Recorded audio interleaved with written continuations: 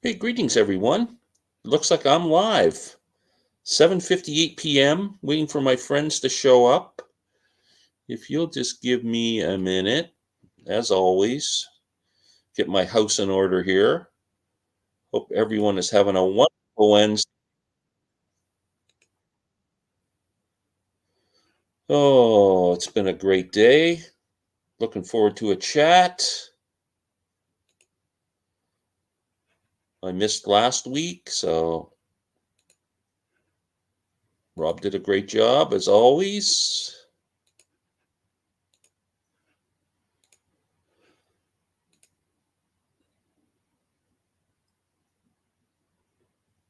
There we go. I think I can just get rid of this now, and then we're back. Let's see. Two comments. Round, flat round, and spun VC. Hey, how's it going, Christopher? I guess I should put these up. Good evening, Trevor. Hey, Glenn, good evening. You guys are waiting in line there. I got good seats. Pretty good. It's general admission, so glad you got to the front of the stage. While I'm waiting for Sam and Rob to show up, I've been picking up a few things. If you've been following my channel, I've been really lucky at the thrift shops with CDs. And one of the ones I picked up that I wasn't really excited about when I got it, and I'm a fan, big fan, Paul Simon. I think behind Bob Dylan, he's the best songwriter ever. And I love a lot of Paul Simon albums. Some of them have a lot of filler. There was some kind of in the late 90s where I don't know. But I picked this one up called You're the One. And the only reason I picked it up because Paul Simon's name's on the front. And I'm just listening to it for the first time tonight. Uh, I think it's really good. I'm 7 songs in before the show started tonight, and not a bad track yet. So I'm pretty excited about this album. It came out in 1999, and who knew? Never, never underestimate Mr. Simon. Uh, Also, one that I got on a thrift store well, not a thrift store, my Amazon warehouse finds. I was keeping my eye on for a while. I know everybody's not big fans of this stuff, but Ravi Shankar, I love East Indian music. And this is actually a 5 CD set. I saw it on the Amazon warehouse for like 20, low 20s, $25 and under. And I just put it in my cart and save for later so I could keep my eye on it. Eventually, it went down to like $19, and I went, I might as well give it a shot for $20. How bad could it be?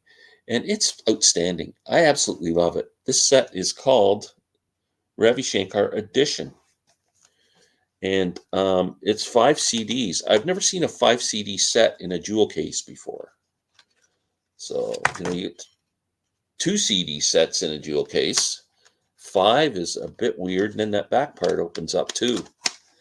But this is great. It's man, the second disc was really intriguing to me because I'm a huge fan of 2 of the musicians who are playing with Ravi. Ali Akbar Khan plays a thing called the Sarod. He actually there's an album out in the Owsley Foundation that all those soundboard tapes they put out recently. There's one of Ali Akbar Khan playing live in San Francisco that's really outstanding. But also, one of my favorite musicians on the planet is a percussionist, tabla player, Zakir Hussain. He plays a lot with one of my heroes, Bela Fleck. And the second CD is those guys all playing together. First CD is Ravi playing, I don't recognize those names. Third CD again is kind of a same thing. And then fourth CD and fifth CD are concertos for sitar and orchestra. I have not heard those yet. So I'm interested in hearing this, but this is getting a lot more play than I thought it would. I just find this music so intoxicating and so relaxing. It's kind of like my meditation through music. What else can I talk about when I'm by myself? How about promoting Larry Graves, my good friend Larry Graves, the stud muffin himself? We get together regularly and do a CD exchange, 5 CDs. Then we come back the next week. We listen to them with the promise of kind of giving them 3 listens each. Sometimes we love them so much we listen to them more, and we come back and review them, give our thoughts. Sometimes it sucks. Sam, I sent you an email. I don't know where these things go. I'll put it up on the screen.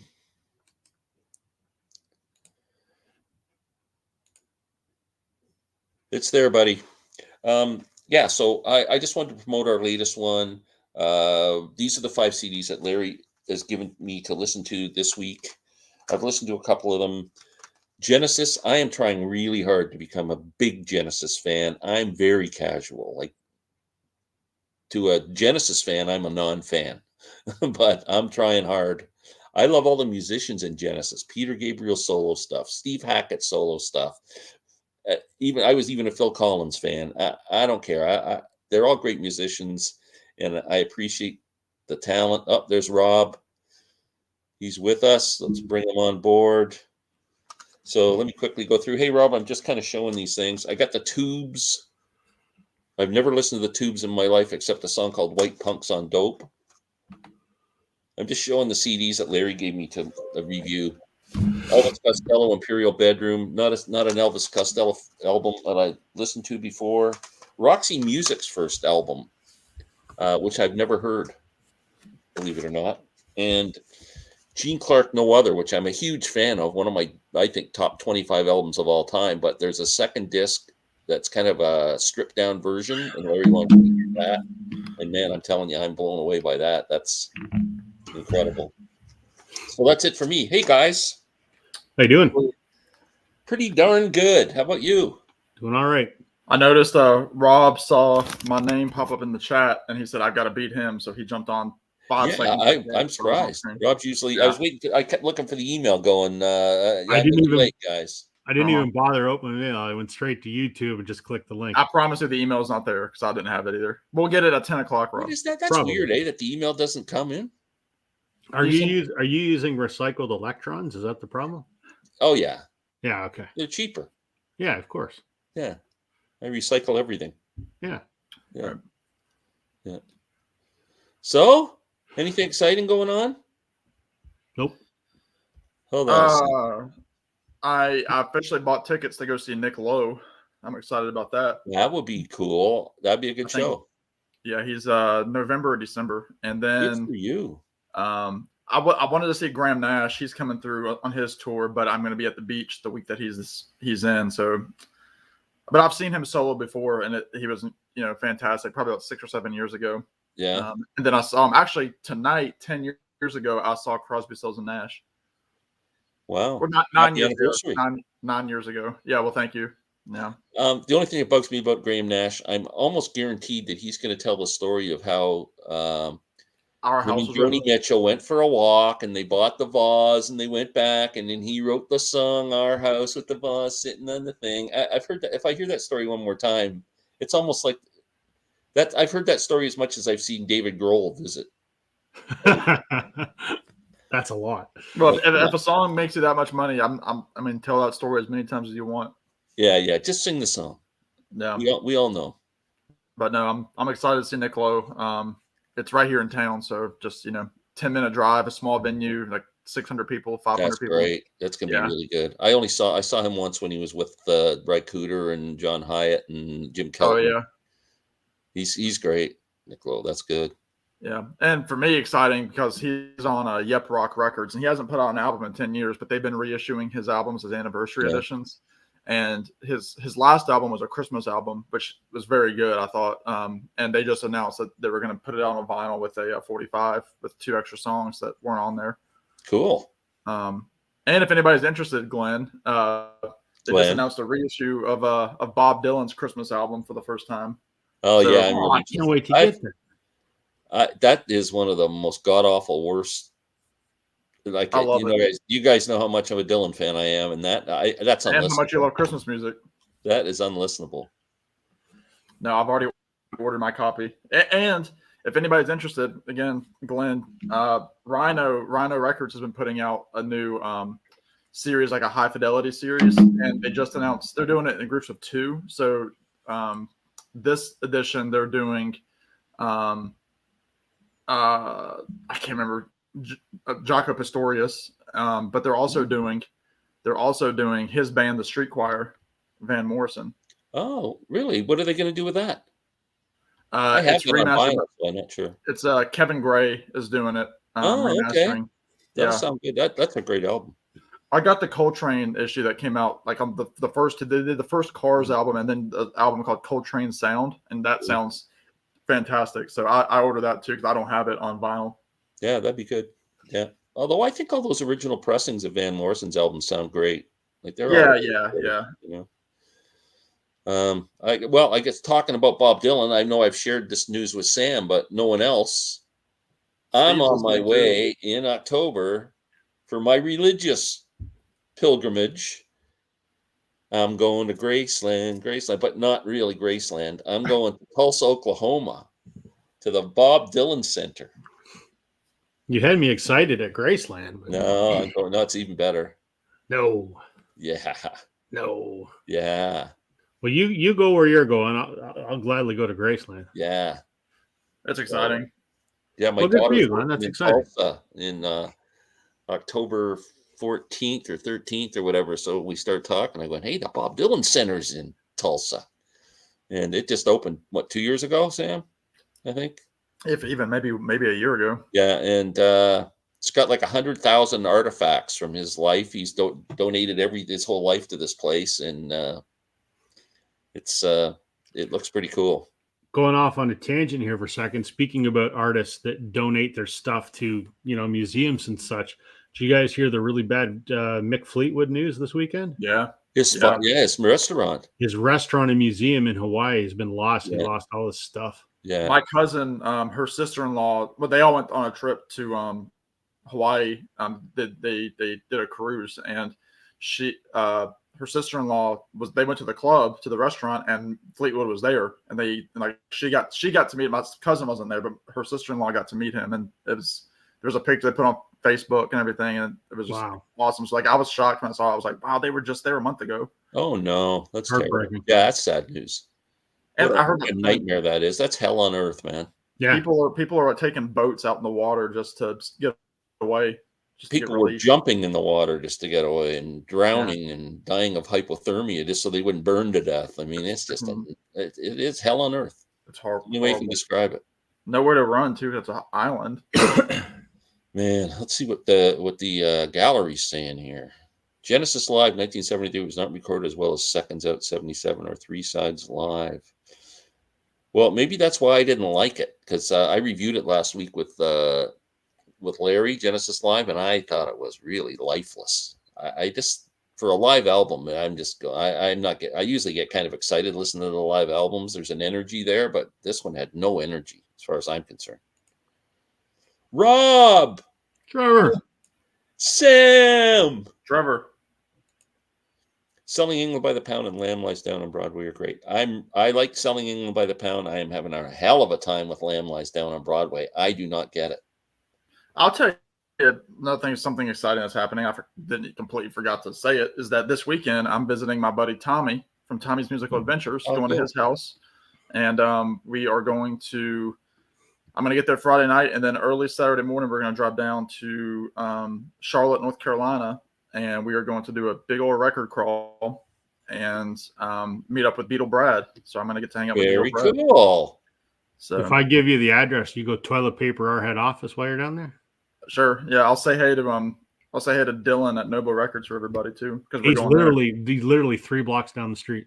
That's right. I remember you saying that. Yeah, and I didn't know. I'm going back down there next month. So yeah. Howdy, Klaatu fans. I guess he's saying hello to you and Rob and everybody but me. I can't say I'm a fan. Saw the tube open for Alice Cooper 20 years ago. Alice was fantastic, of course. Was that a polite way of saying the tubes weren't very good because he didn't mention?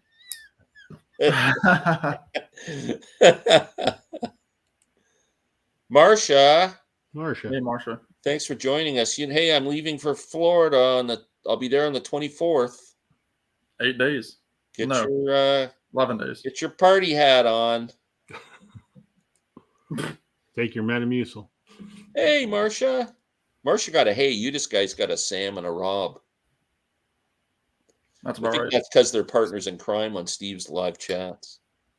Yeah, yeah. Marcia Speaking of and Steve, Trev. Look how excited Steve is. Steve, Just the gang's all seeing here. his friend. Steve here too? yep. Hey, Steve. Hey, Trevor. Hey, everybody. I feel like I'm doing the dating game here. Are you meeting me in Tulsa, Glen? Well, if you're going to be there on October 12th, yes. Hey, I hope Hey, everyone Jason. is doing well. Jason, how are you, buddy? Jason, isn't he just back from Europe? He had quite the tour of Europe. He's every freaking day I'm seeing he's standing in front of some castle in Croatia or something. Man, He's really a duke. He hasn't told anybody. how did Jason? How'd you get all the cash to do the world tour there, buddy? Is that YouTube money? Yeah. He's monetizing. I can see all of Bob Dylan's scraps of paper, and I'm going to look at every freaking one of them. If there's a tissue that he blew into, I'd look at that. Yeah. Which So I've got a it's- buddy. I've got a buddy who texts me once a week, a nervous wreck that Dylan hasn't announced new tour dates. Yeah. Well, I'm surprised I'm not doing that too. Yeah. Um. He did put out a statement about Robbie, which was very. Oh, did he? I didn't even Very- see it. very I've been looking kind. for something from him. Yeah, I haven't seen anything from Garth, but Bob said that he was absolutely shocked by it, and he said he essentially left like a huge vacant hole that him and Robbie were lifelong friends along those lines. Yeah. So Well, I can imagine. I mean, they've been connected since what, 1966, 65. 65, yeah. One of the things that's supposed to be really cool at the Dylan thing is the postcards that the Beatles sent Bob Dylan. They're all there. Oh, And so they got really cool little comments and stuff like I'm that. sure John's are quite snarky. That'd be funny. Aha. No, my mom saved up a lot of money for the trip. My mom. Oh, yeah, freeloader. I'm not a big star like you, Glenn. None of us are. You'll get there That's one day. why Rob and I are on these coattails every week. Hey, All right. it only took me 70 years. Yeah. I'm a late bloomer. I'm pulling into Tulsa on the 14th. Middle of the week is bad for me. 14th of October? Are you gonna have That's the day I'm flying out. I'm only You're gonna going pass Thursday and Friday and then flying back out Saturday night.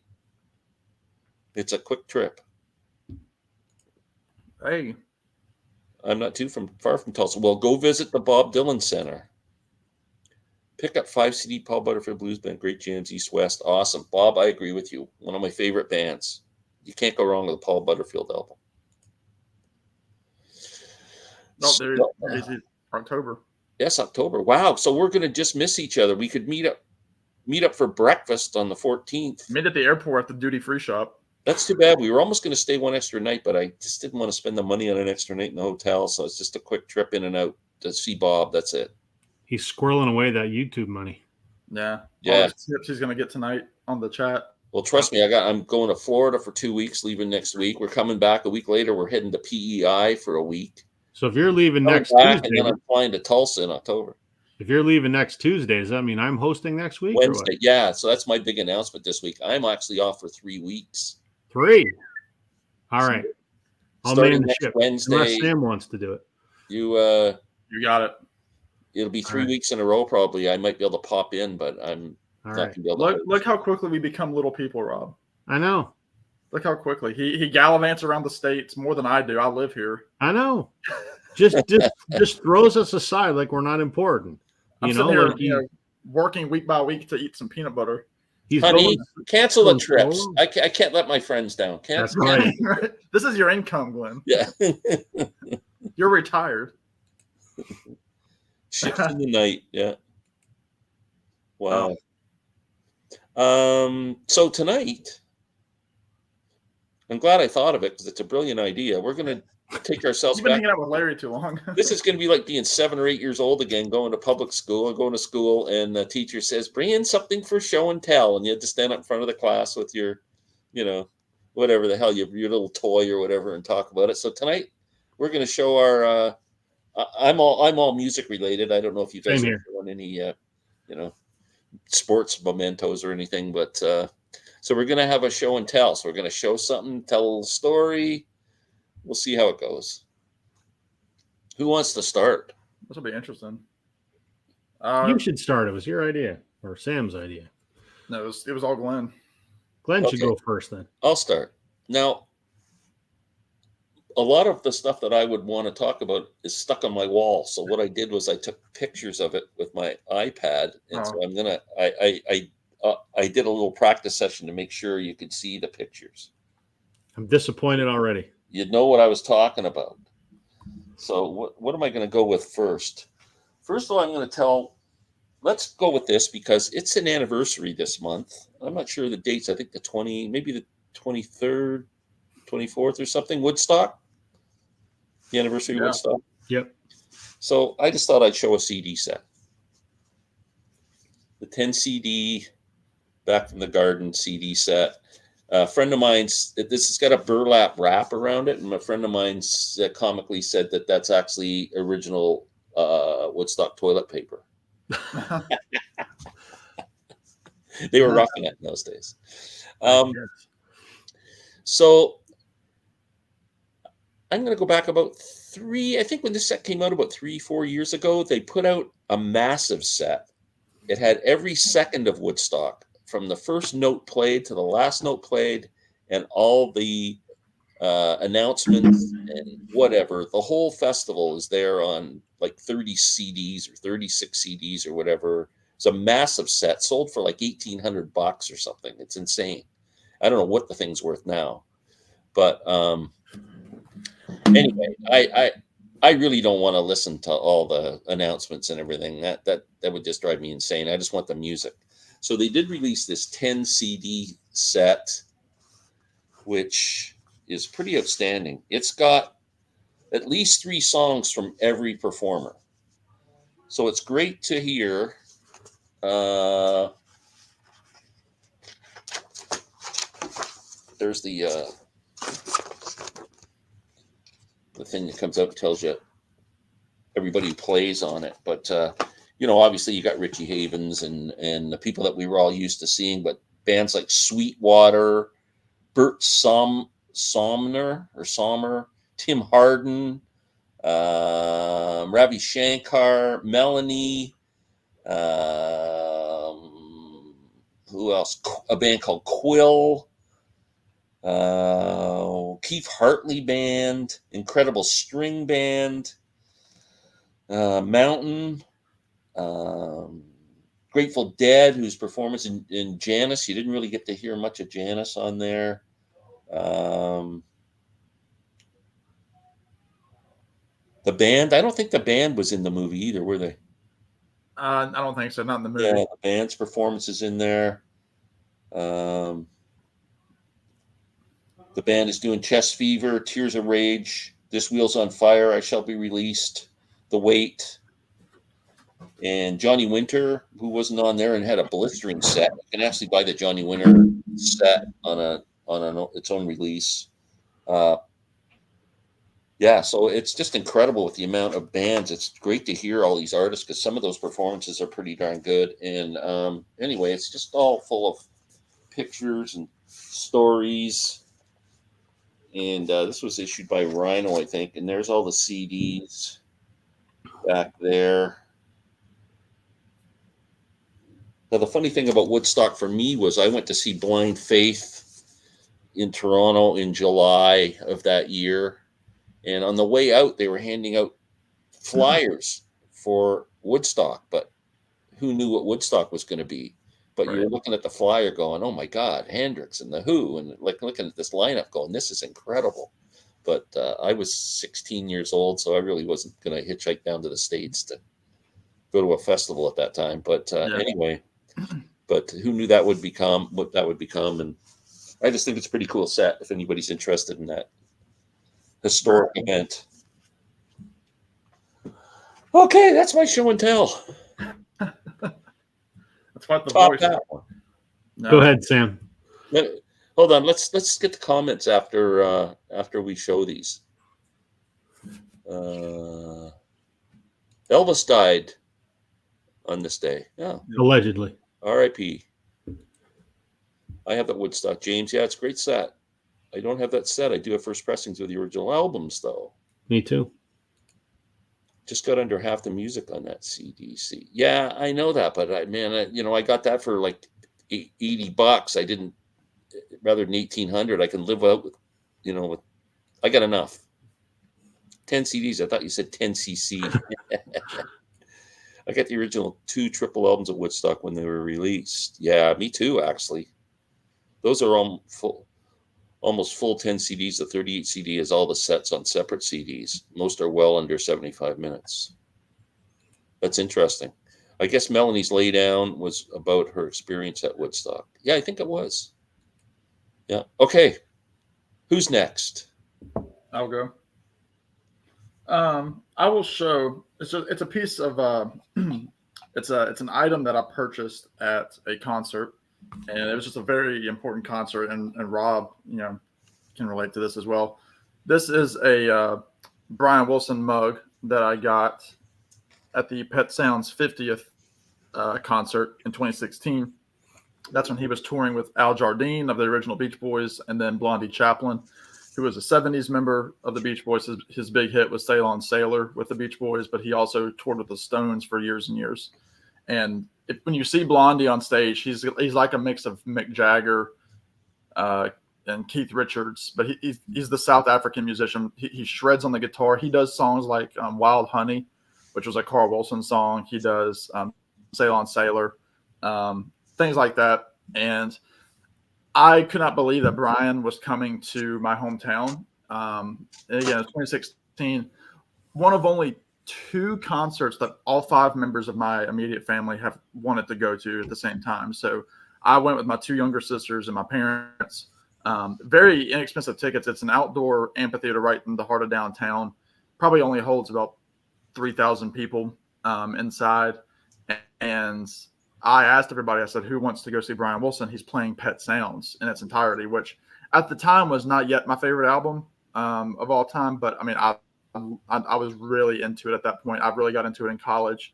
And so I just graduated college that spring of 2016, and all my family were in. I mean, they were like $40 tickets, and it's general admission. So, we got in. We originally sat down on one of the built-in, bleachers inside of the hill that went up the embankment. And then, as the concert progressed, my sisters and I moved down to the front of the stage. We were up on the chain link fence up against the stage. So we were, 20 feet from Al Jardine, who acknowledged us, and noticed my younger sister at the time would have been 15. And so he noticed that she was singing all the words. And, at that time, Al was 70, 71 years old. That must have been, I'm sure he sees it all the time, but he was, acknowledging that she was singing the lyrics to a deep cut off of Pet Sounds.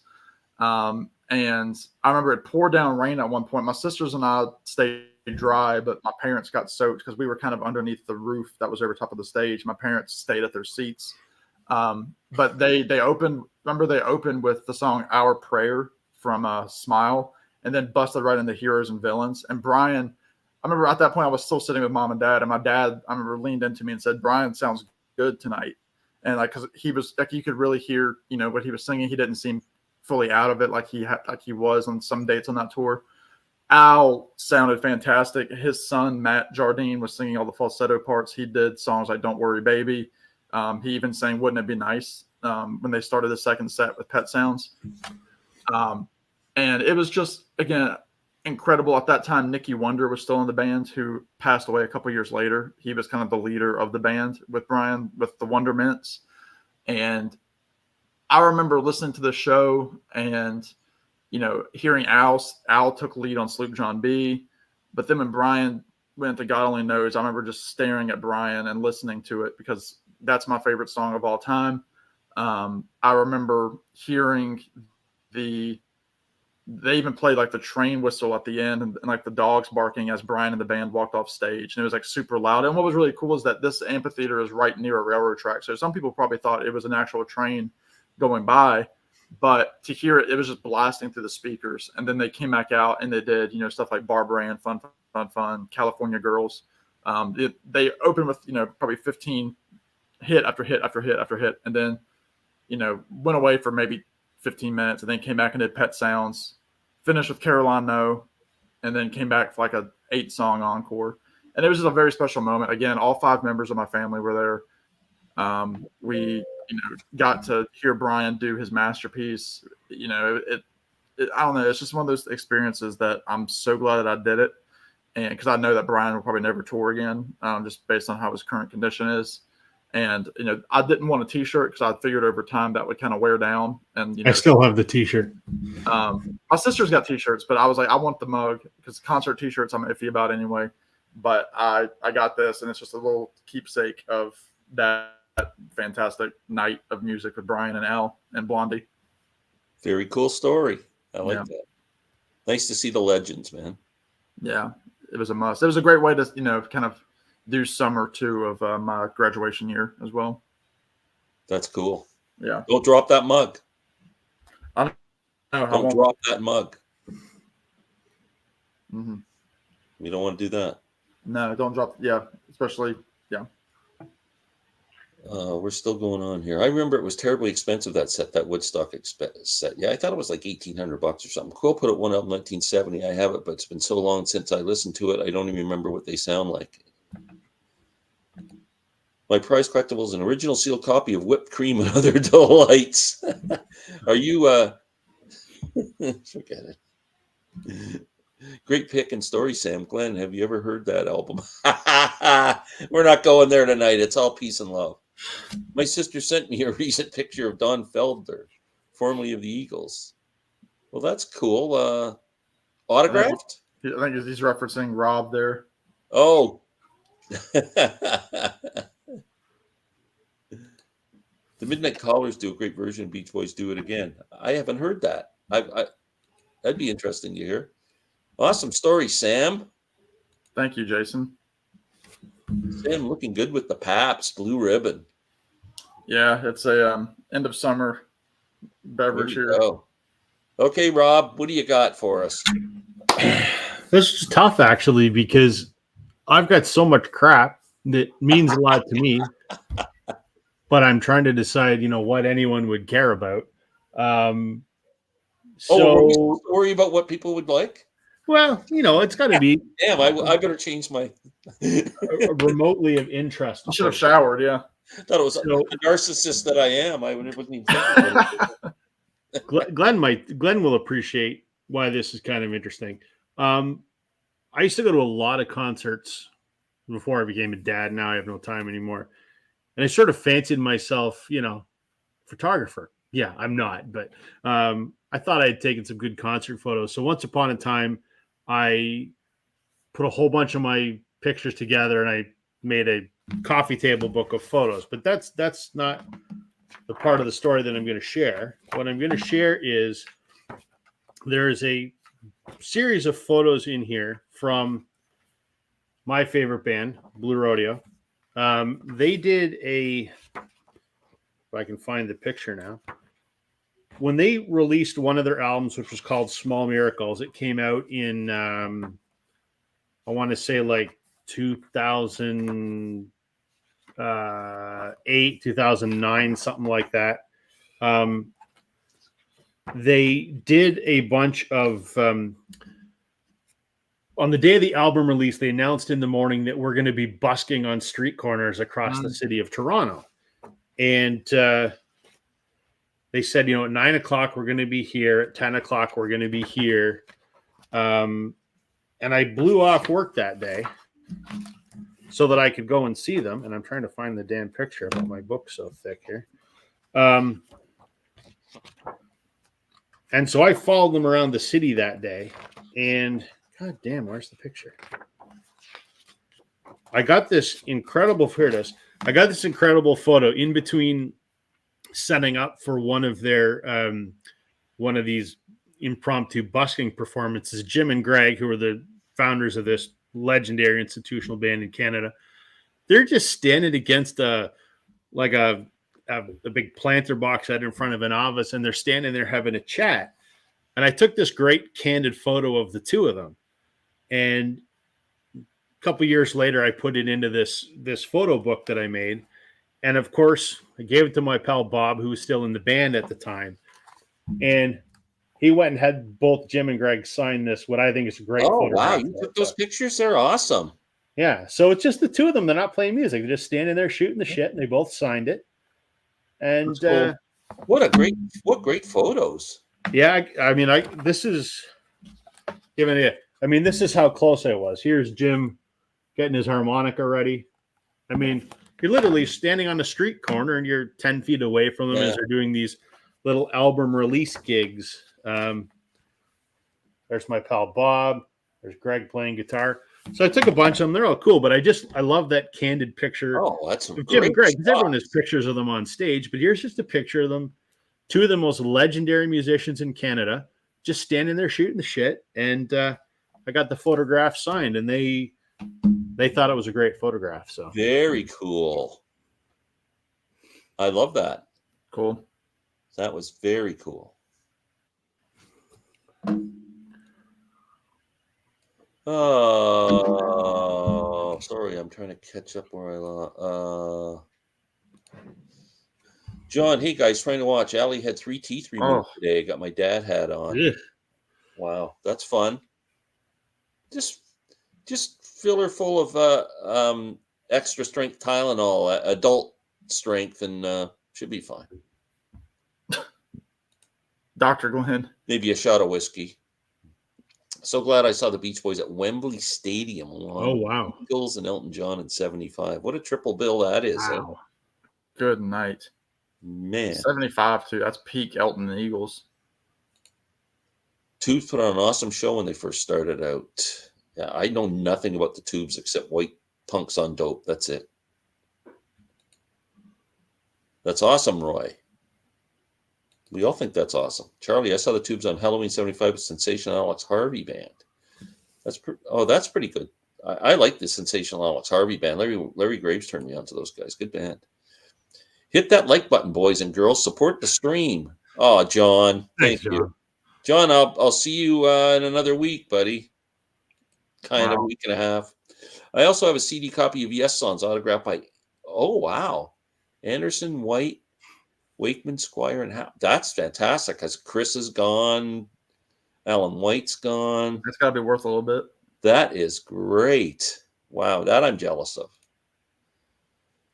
Man, how was seeing SAHB live? Heard they were wild.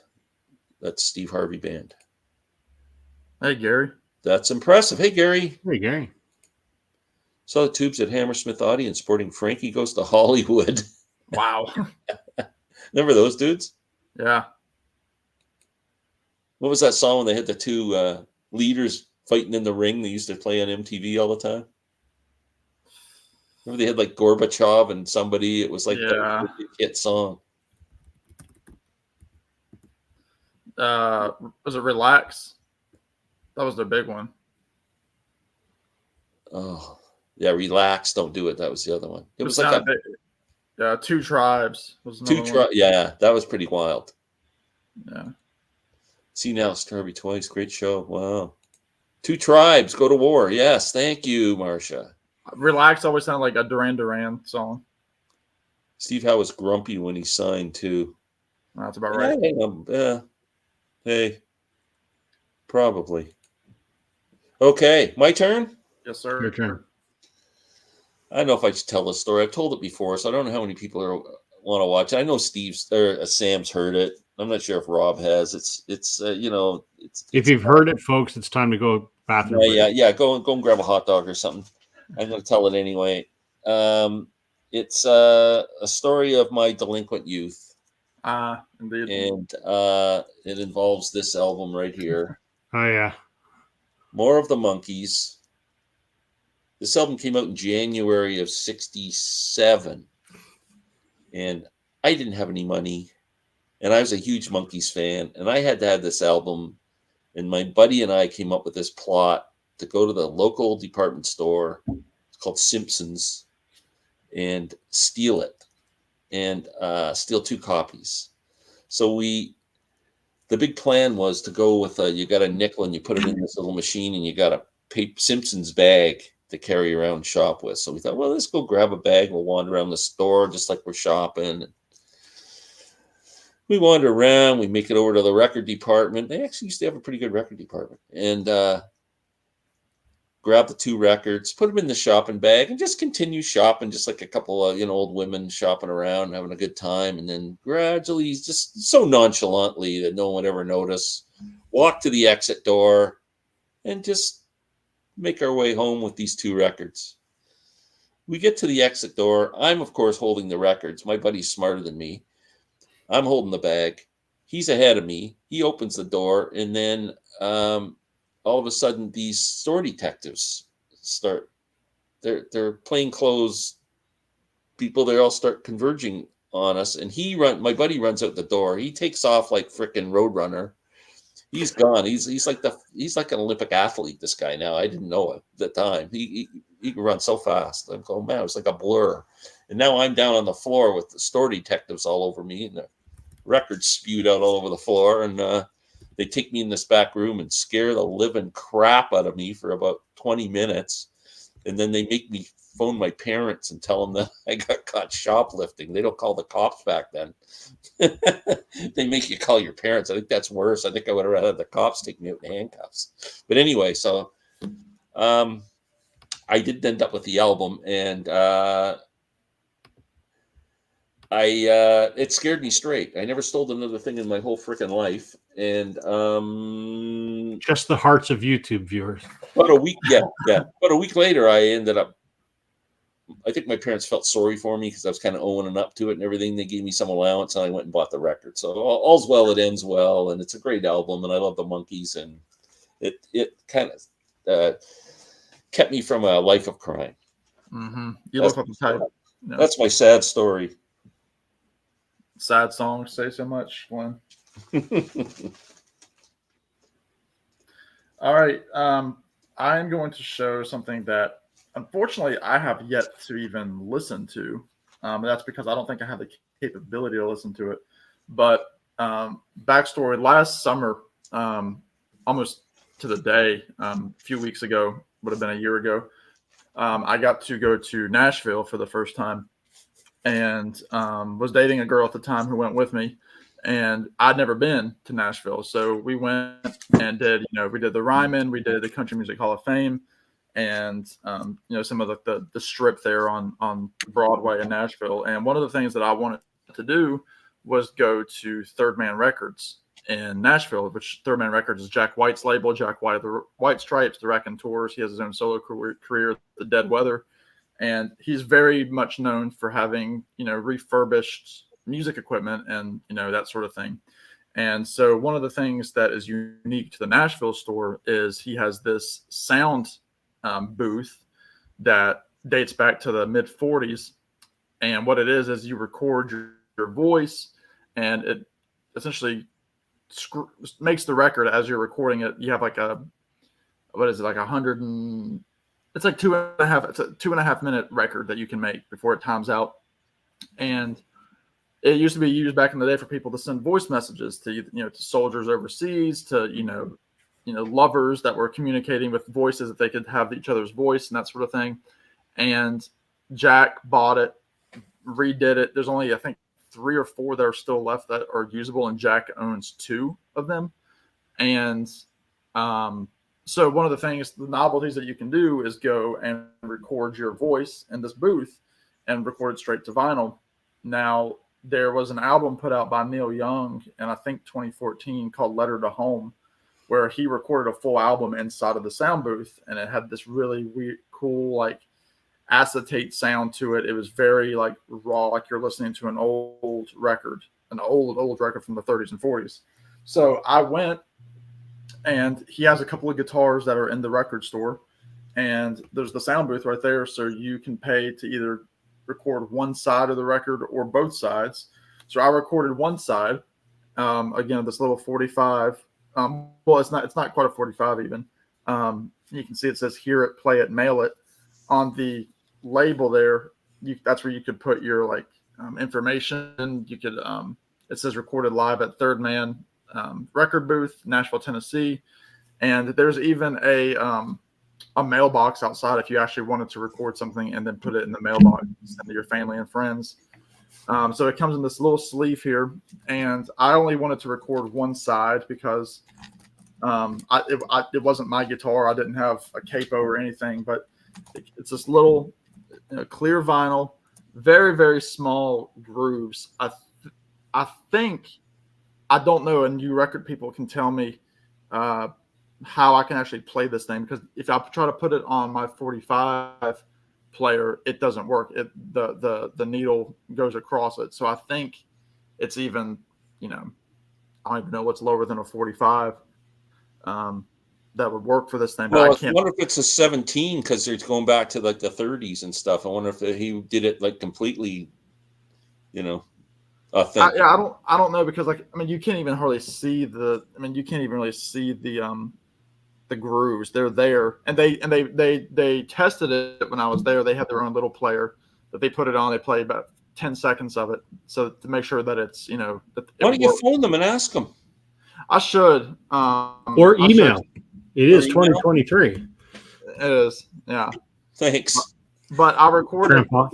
I took one of the guitars that was there, and I played. Can we telex? You could send them a letter in the mail. Yeah, can we still telex? Does that work? Yeah, I can just send them the record, because Or- you're supposed to mail it. Go down But, to Western Union and send a telegram. Yeah, Jack right, White's got a Morse code machine. right. Sorry, Sam, But, we hijacked your story there. I apologize.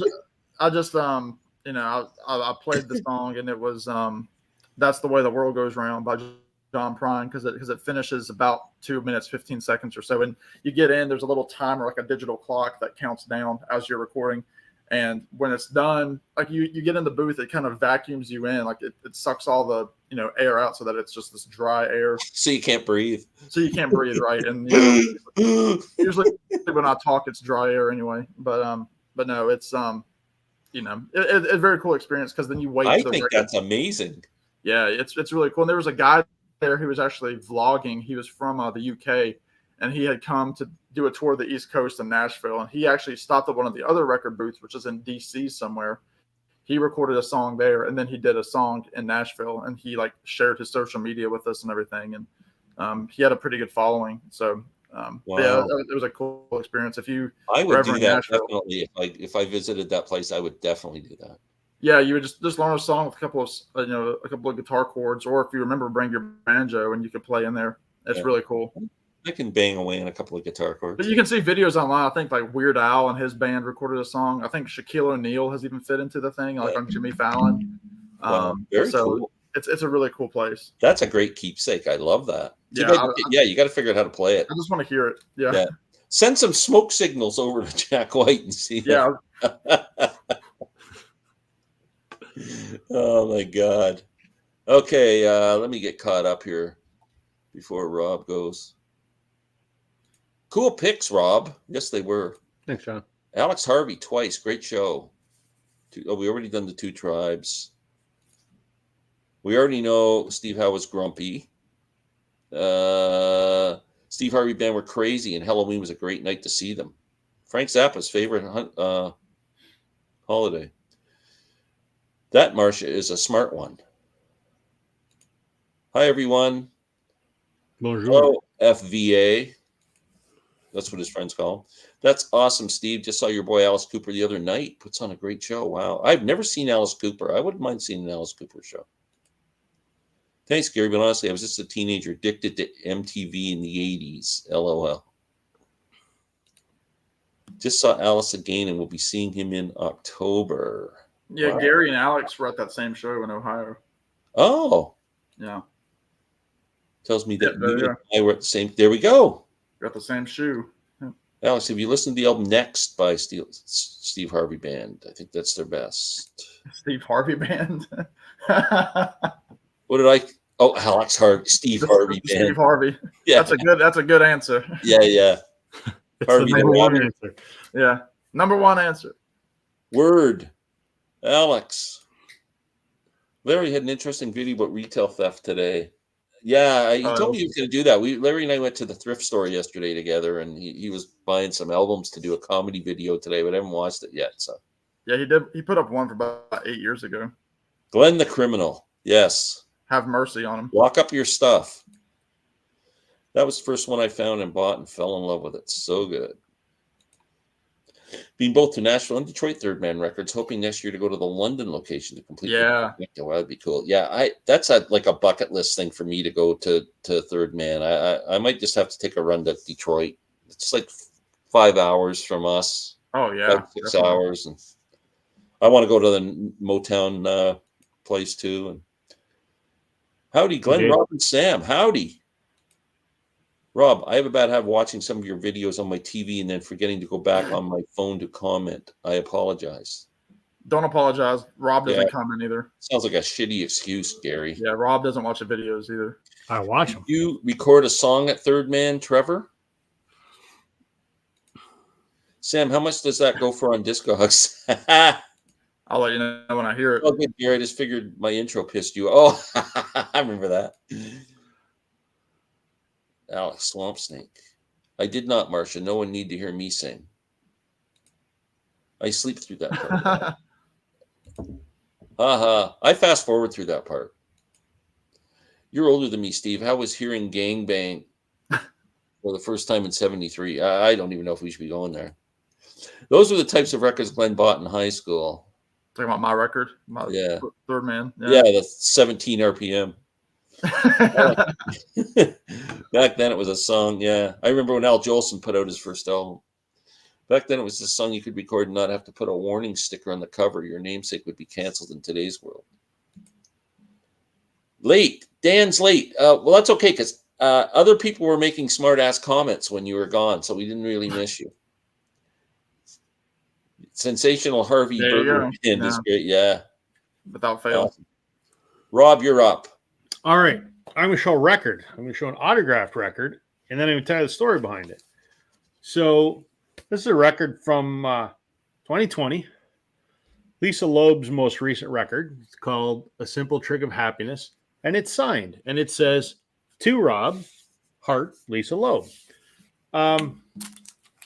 Everyone probably knows Lisa Loeb from this, which has her big hit Stay on it. So when this album came out in 2020, it's the pandemic. So I went to order that record off her website. So I go to her web store and it says, due to COVID, our store is not shipping internationally. If you are interested, please contact blah, blah, blah. So I click the email link and I email whomever is on the receiving end of that email and just said, hey, I'd like to buy the record. Your website says you're not shipping internationally. The very next day, I get an email back from a lovely woman who happens to be Lisa Loeb's assistant. And she goes, yeah, our store is not doing it, but we'll arrange it for you. No problem. And she what's your address? What country are you in? So I give her all that information. And she emails back to me and she goes, yeah, we can do that. Not a problem. And by the way, Lisa would like to know if you'd like her to, if you would like her to sign it for you. I'm like, okay, why not? Right. I mean, I wasn't buying a signed record. I was just, and I guess what had happened is her assistant was, figuring out what postage was going to be in Canada. And Lisa happened to be in that office that day. And she said, ask the guy if he wants me to sign it. And she goes, I'll even sign it to him. So she did. And I paid for the record, but didn't pay to have it signed and Very got shipped cool. to my house. And there you go. So That kind of a more personal connection. I thought it was kind of nice. I thought, Yeah, couldn't imagine this person would really give a shit, but that's pretty cool. yeah. I like that. That's Looking that at Gary down here. Lisa's a cool human being for doing that. That's someone who has respect for their fans. Yeah, that's what impressed me about it. Yeah, you're darn right. Makes a difference. Yeah. What are we doing here? Alex, that would be a good name. Are you finally starting it up? Then again, the Sensational Steve Harvey Band would be the best. Yeah, sorry for that. They all would grow mustaches. Here, I missed this one. So, Steve, maybe that's the name of my new channel, the Sensational Alex Dude. Lisa loves Rob. I wouldn't mind if she did. Rob That'd and be Lisa sitting in the good. tree. Hey, I'd be okay with that. Then My again, wife wouldn't care. that would be the best. Okay, where am I here? Ha! Ah, Oh, Sorry, Mr. Matt.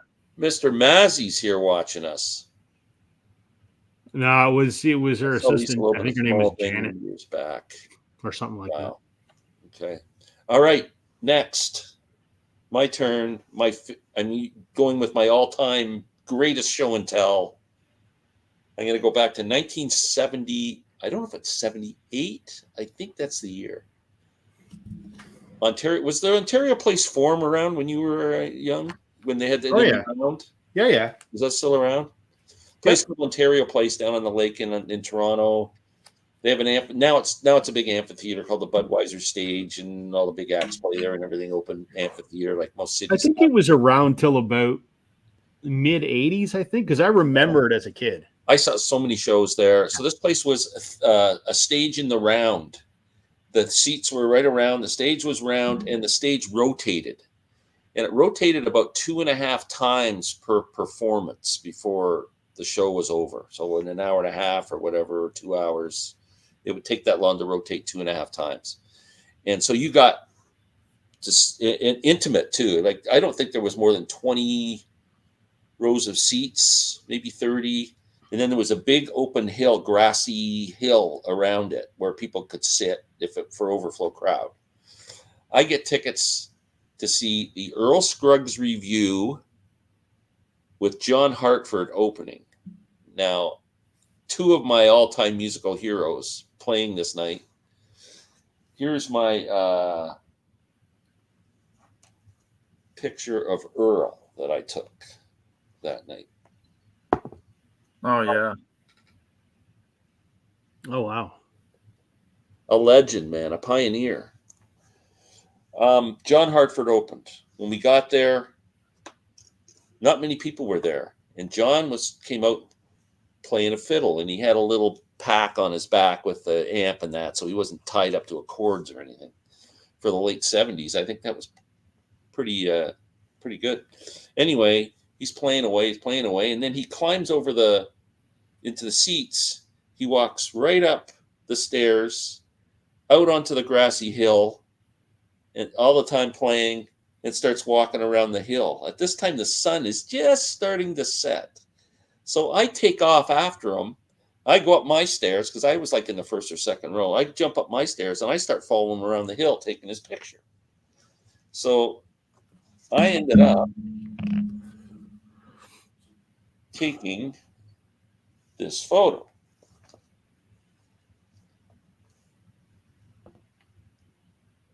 And you can almost see like the sun setting in behind. Mm-hmm. This is 1978. Let's jump ahead to about 1995. And John Hartford is playing at Harbourfront in Toronto. They used to have a free stage down right on the lakefront. Like, I saw Taj Mahal there. I saw lots of cool people there. John Hartford's playing there. I get there like an hour or so before the show. Lynn and I were living downtown at the time. We get there, and I'm there early enough. There's no one around. No one's watching or anything. So I hop up on the stage, and I walk back. And who's sitting in a room? I should go back a sec. When I first got that picture printed back in the late 70s, I got it blown up poster size and had it on my wall all these years. Then when we knew John was going to be there, I thought, maybe I'll have a chance to get to meet him and show him the picture. So we get there early. I got the thing all rolled up. I go backstage, and John's sitting back there by himself, just sitting in this little room. And I said, hello, and can I, take a minute of your time? And he was like the nicest freaking guy on the planet. And we talked for a few minutes. And then I told him the story of how I took this picture of him and stuff, and I showed it to him. He was blown away by this picture. He absolutely loved it. I'm sitting here with one of my all-time heroes. And he calls his manager in, or road guy, or whoever was with him, and said, look at this. I go, what? I said, John, would you sign it? So he signed it.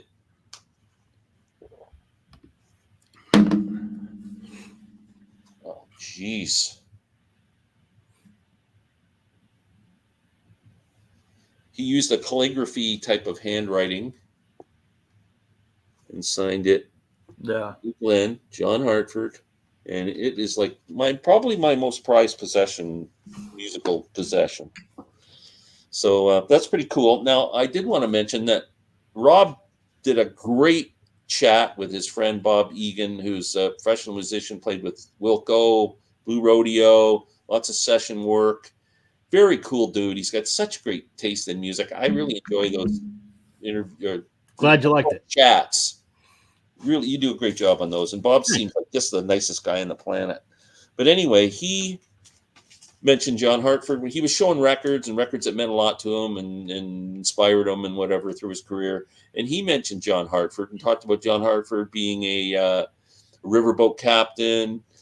John Hartford really got his start writing. He was writing songs and everything, but he was a comedy writer on the Smothers Brothers TV show in 69. Then in the summer replacement, they used to have summer replacement shows back then. Glenn Campbell, Good Time Hour, and John Hartford wrote "Gentle on My Mind," which Glenn Campbell had a huge hit with, and used to come on there and play his banjo and sing, and that's where I first discovered him. But your friend Bob showed this album. Yep. Playing with the Dillards, who are also TV stars on the Andy Griffith Show. Yep. But Doug Dillard, great banjo player. I mean, this is a great record, and just to show these two classic albums, Steam Powered Aeroplane and Morning Bugle, which are two albums that really inspired me all through my life playing the banjo. So that's my story, meeting a hero. And one of these days, I got to get you and Bob together because you guys would have a lot to talk about. Yeah, I think we would. We're pretty much the same age, I think. And he is younger than me. Late 60s. Yeah, so we're probably a couple of years apart, maybe. And we seem to have like total connection on music. It's unbelievable, actually. So, yeah, that's it. That's it for me. It's a great story. Let me see. The Ontario Place Forum was demolished in '94, just for your reference. Yep. What a great place, man. Yep. I saw so many shows there. I can't even. Oh. You know what? And even the Budweiser stage isn't. I mean, it's not as good, but it's still not a bad place. Yeah, it's not as intimate, but it's still a great venue. I love it. Great sound to get to, but yeah. A friend of mine has Stone's first album signed by all 5 of them. He found it in a record shop in London maybe 50 years ago. Wow, that's incredible. 50 years ago, it probably is authentic. Nice photos, Glenn. Thank you, Gary. Saw the Byrds featuring Gene Clark in '87 at Ontario Place Forum. Wow. I saw Roger McGuinn there, but I never saw. That would have been amazing. Hello, guys. Hey, Jack. Mr. Hiatus himself. Sam, you're up. I am up. Let me see what I want to grab here. I will grab this. So, as people that follow my channel know, I do a lot of concert reviews. And one that I went to last year was Elton John, who I have had the privilege of seeing twice. I saw him once my senior year of college at the University of Virginia. And then I saw him at Bank of America Stadium in Charlotte, 2 completely different size shows. The UVA show was in the basketball stadium. And then, to see him again last year on his Goodbye Yellow Brick Road farewell tour, where the Carolina Panthers play football, was a completely different size crowd. But nonetheless, my dad, who, again, I've talked about before, is a huge Elton John fan. Elton got my dad through a lot of really hard times. As a kid, my dad had a really rough childhood growing up, and he had never seen Elton John. Him and his sister loved Elton John, and he was kind of their escape to go see, to get away from the life that was around him. And so I wanted my dad to see Elton John before Elton John retired. So I bought tickets to see Elton. Again, it was September of 2022, and I bought him the tickets Christmas of 21. So we had these tickets for a go. I bought the tickets like in November of 21, and the show was September of 22. So I had the tickets for a long time. And so I wanted to give Dad the tickets for Christmas. And so obviously you can't wrap a digital ticket. So I wanted there to be something for my dad to open to see, like, this is what I'm giving you. And so I kind of commissioned my youngest sister, who's 7 years younger than I am, who's an incredible, just an incredible talent with art. And, she can do calligraphy, she can sew, she can paint, she can sketch and everything. And she freehands everything. If you show her a picture, like you could send her a picture of like Mickey Mouse, she can freehand him. He looks just like Mickey Mouse without any stencil or anything. It's really incredible. So she went online and found a caricature of Elton John that she copied freehand, and she made my dad this card. So my dad has the original, but I loved it so much I wanted her to make me a copy, which I'm still wanting to have framed. But my sister drew this. Oh wow! Oh, wow, what a good caricature of freehand. And that's amazing. This is the copy. Again, it's not her original work, but she copied it from a caricature online, and did his E emblem there. And so my dad had a card that I signed and wrote a couple of Elton John puns in the card a couple of years ago for Christmas. And my sister Betsy did this again for him freehand, and I mean she knocked this out in a couple hours, if even that. And fast forward to September of 2022, my dad and I went to go see Elton John. I was really under the weather. I was fighting. Actually, the night before, I had been in Richmond, Virginia, seeing one of my favorite groups, The Head and the Heart, which is 3 hours from me. I drove home that night, got here about 2 in the morning, slept, and then my dad came to pick me up the following day, and we drove to Charlotte the next day to see Elton John, which is 3 hours south of where I live. And we stayed the night in Charlotte, but I was fighting, little did I know, I was fighting strep throat at the time, amongst other things that were happening in my life. And so I was kind of down for the count. I mustered up enough energy to really enjoy the show. It's a fantastic show. My dad said it was his favorite that he's been to of any show. And then on the way home, I remember just feeling absolutely terrible, and ended up finding out the following day that I had strep throat. So I was glad that I got to go with Dad. I was afraid I was going to miss it because I was sick. But we went and had a great time. It was a really pleasant evening, really sunny, and Elton put on a killer show on that final tour that just wrapped up a few months ago. So very thankful to have this as kind of like a memento, even though it's not something that I bought from the show. That's pretty cool, man. I would have that framed. Yeah, it's very emblematic of the tour. So I just think it's really cool. Like I said, my dad has the original that she did with pencil. So that's very cool. Yeah. Wow, what a nice memory, like family memory too. Yeah, there's a lot wrapped up in it for sure. Yeah, that's very cool. Okay. Glenn, have you heard any Buckaroos albums? Really corny, but they have killer instrumentals on them. Well, I see Buck Owens and the Buckaroos on Hee Haw on that. I don't think I've ever really listened to a Buckaroos album. That's very good. If you like Dwight Yoakam, I'm Marty Stewart, definitely. Yeah, I should maybe go on Spotify and check some of that stuff out. Especially like 65, 66 bucks. Is there a film footage of John Hartford tap dancing and playing the fiddle? It seems to remember him doing that on TV. It could be wrong. I don't usually go on. I bet you on YouTube there's tons of John Hartford used to wear tap shoes, and whatever he created his own percussion by like talking or some kind of a weird dancing thing, and would create a little percussion to go with his playing, whether he was playing a banjo or fiddle or whatever. It was actually pretty cool. Very talented man, like multi-instrumentalist. But David, I would assume if you went on YouTube, there's got to be a lot of footage of John. I think there's one of him on the Glenn Campbell Hour where he's doing it. Yeah. Thanks for the beautiful story, Sam. I made my dad take me so many concerts when I was growing up, and he was also supportive, even of bands he hated. That's really cool. Yeah, you guys are fortunate. You grew up in a time when both your parents could relate musically. I would have had to go see Johnny Mathis if I wanted to go. I only got to go to one concert with my dad, which sucks, but yeah. Johnny Mathis has a new Christmas album coming out for those that are interested. Oh boy, hold on a second. I got to write that down. Get your visa down, yeah. Get it ordered. I'll be buying it for sure. I'm sure you will. Yeah, crooners and Christmas. Are you kidding? Rob, your turn, buddy. All right. So this is one of my favorite bands, not around anymore, unfortunately. They've got a bit of a cult following. Band from Vermont called Grace Potter and the Nocturnals. You'd love them, Glenn, if you give them a shot. They were a rock band, kind of like a 70s flavored, sort of blues Can rock I kind of interrupt you stuff. for a second? What you mentioned Grace Potter a lot and say I should get into them and that, and I haven't really, but I didn't realize that I did a video on Jerry Garcia not too long ago and showed a lot of Jerry Garcia stuff. Now, one of the things I have is a CD set of a tribute concert to Jerry. And as I'm looking at the people on it, one of the performers was Grace Potter. Yep.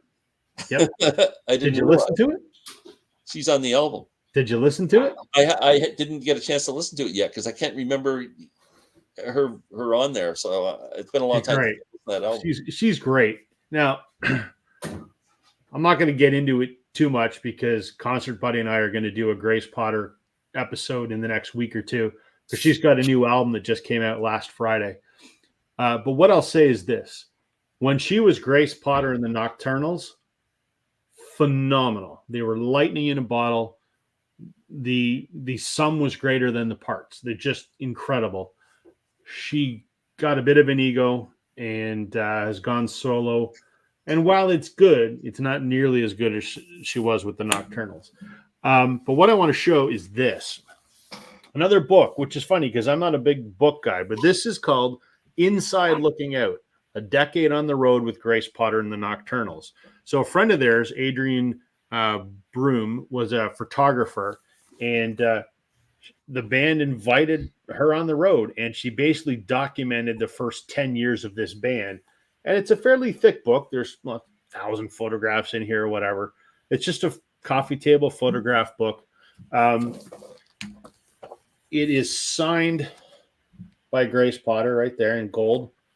Very cool. They only made 1,000 of these. And if you want one, you're not going to find one. They are impossible to find. I bought it when it first came out.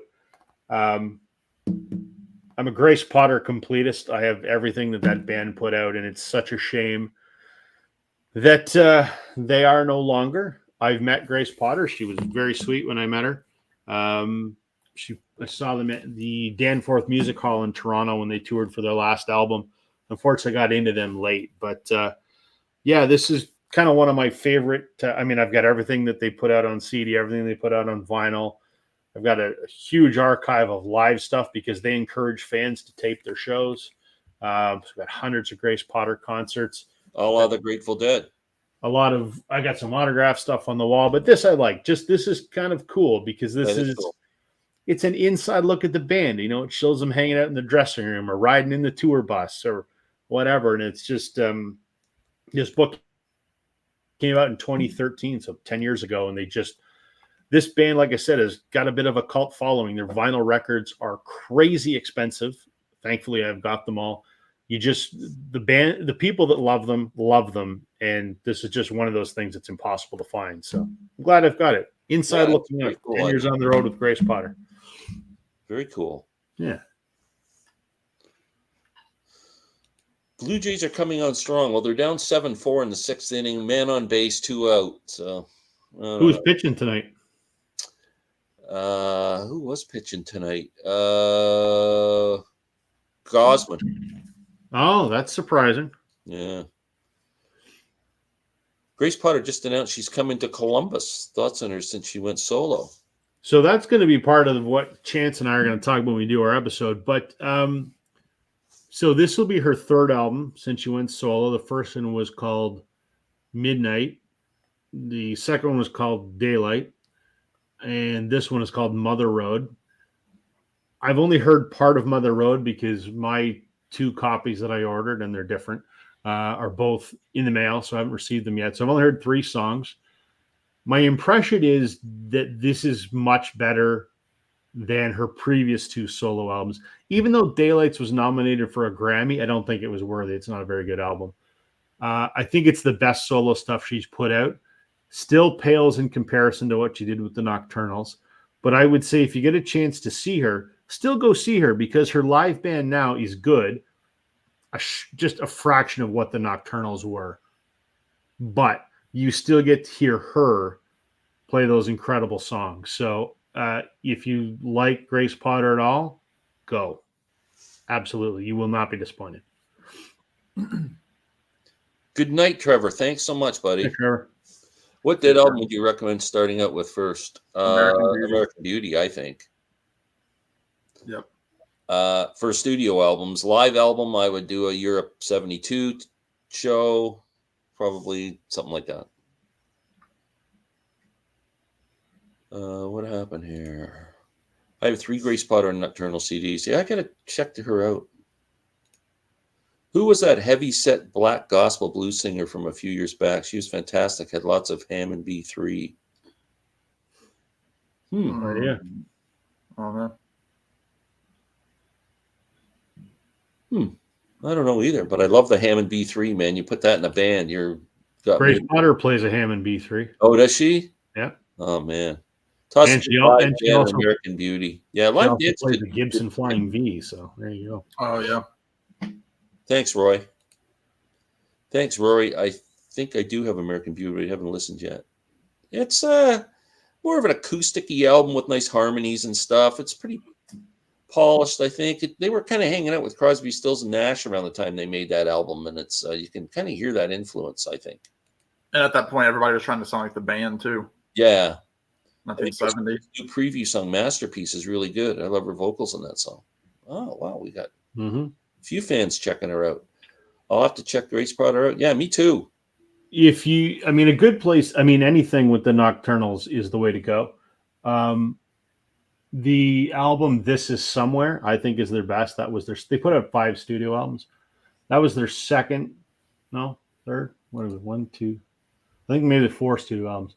Anyway, that This Is Somewhere, I think, is their best. Then the self-titled album is really good. That was their major label debut on Hollywood Records. Very good. Their last album, The Lion, the Beast, the Beat, is awesome. It was produced by Dan Auerbach from the Black Keys, and his fingerprints are all over it. That really heavy percussion. And I think that detracts from the album a little bit, but anything with the Nocturnals is amazing. And she's done a lot of stuff with Government Mule, which is a spin-off of I love Government Mule. Oh, she works with those guys? All the time. Her and Warren Hayes are good friends. And really? They've done a lot of stuff together.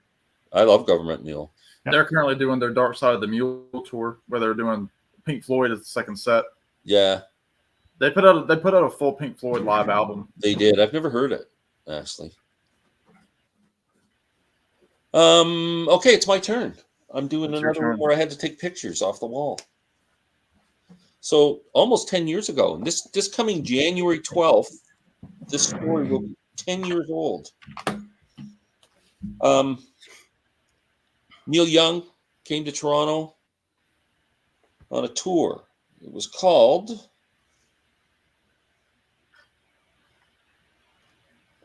the Honor the Treaties Tour.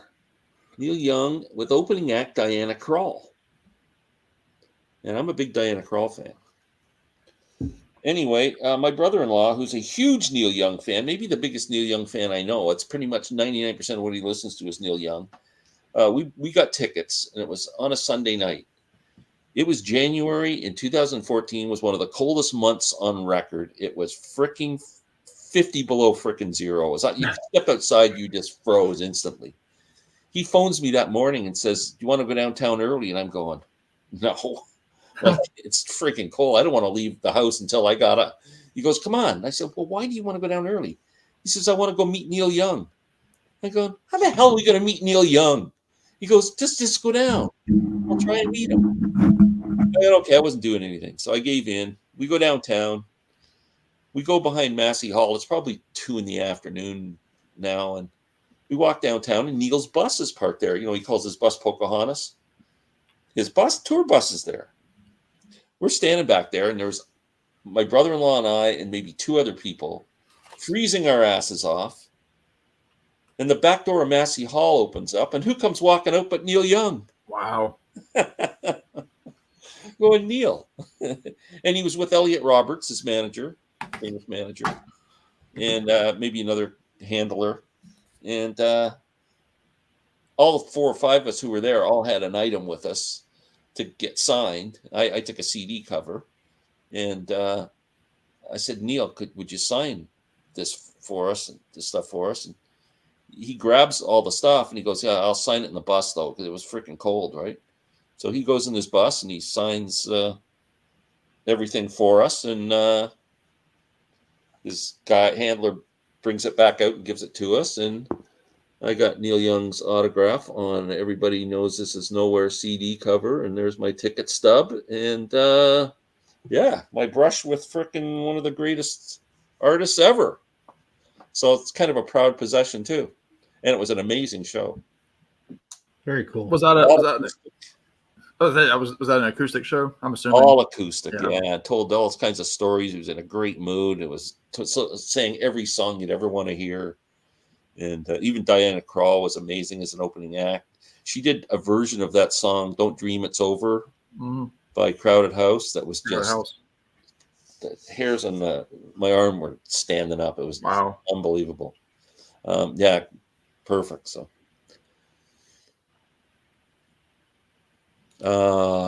had tickets to see Government Deal doing Dark Side of the Mule a month ago and came down with COVID day of, oh no.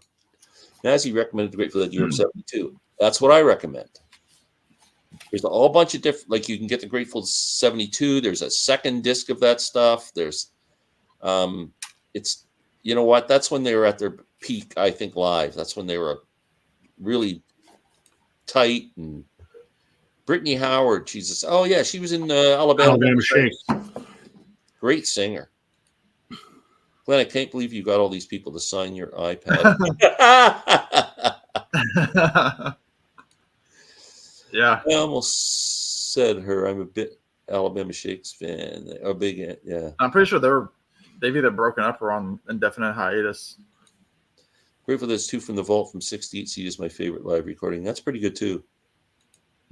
Alabama Shakes, that's right. I forgot about that. Yeah, they were a good band. I remember their first album was pretty good. Is she on her own now? Did she she put out albums on her own? She's had 2 or 3. Yeah. Are they good? Are they good, or is anybody? I don't know.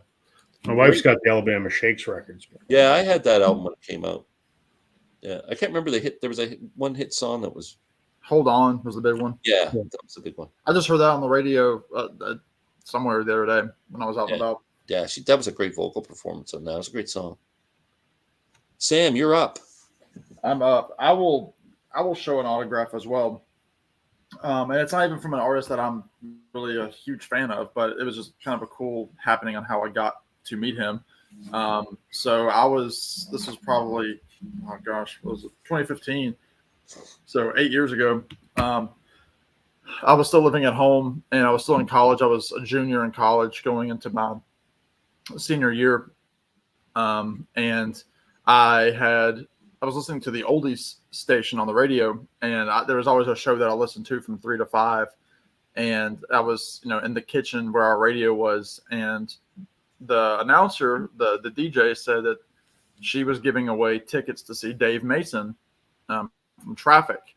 He was playing at a show at a venue that I eventually ended up volunteering at and blogging for a year. Saw a bunch of free shows there, but this was just before I started working there. And she said, the 5th caller, 10th caller, whatever, to phone me in, I'll give you 2 free tickets. So I got lucky and I was the 10th guy. And so I got 2 free tickets to see Dave Mason that night. Wow. And so my mom was always down to see a show. She likes good music. So I said, hey, you want to drive over and see Dave Mason? And she said, sure. So we drove out there. We actually got there right when he was starting the first song. We were running behind and got there. And what he was doing was the tour was called Traffic Jam. So he was really focusing on Traffic songs and even Traffic songs that he wasn't a part of. So he was singing songs like Dear Mr. Fantasy. They did Medicated Goo, Pearly Queen, Rock and Roll Stew, Low Spark of High Heel Boys. So like stuff that Steve Winwood was singing and writing about. And I will say it was the it was probably the shortest show that I've ever been to. It was probably maybe an hour, 10 minutes. No opener. And it was a great band. I mean, it was him and him and three other guys. Really played well. His keyboard player sang a few of the songs. He sang Medicated. He sang Rock and Roll Stew, I remember. But Dave Mason, he also did, We Just Disagree. He did All on the Watchtower because he played on the Jimi Hendrix recording. He played acoustic guitar. Yeah. He played on all sorts of sessions. I think he played on Listen to What the Man Said by Paul McCartney, but he didn't play at the show. But, of course, Dave Mason also wrote Feeling All Right, which is a big hit for Joe Cocker. Yeah.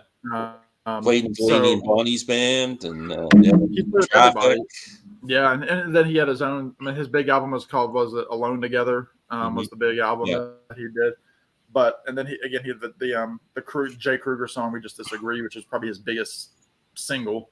But this was at a time when this venue was having the artists come out and actually shake hands. It was no extra charge to meet them and stand on the merch line. He was standing at the merch line, sitting down. The only rule was you couldn't take a picture with him. Like you couldn't do pictures because it would take too long. But there was merch there. And so I picked up an album that was just being sold at the live venue called Traffic Jam, Dave Mason's Traffic Jam. Oh, cool. And it's essentially the set list from, everything was what he played.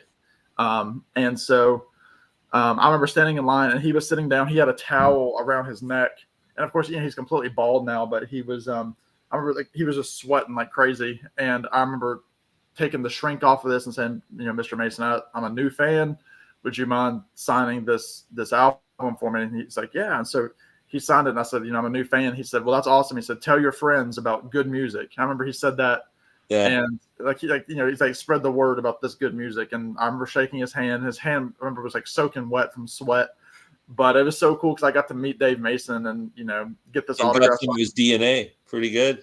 I did. Yeah. I took it through my hair and hopefully the scalp. But no, it was very cool. He sounded great. His voice was great. His guitar playing was fantastic.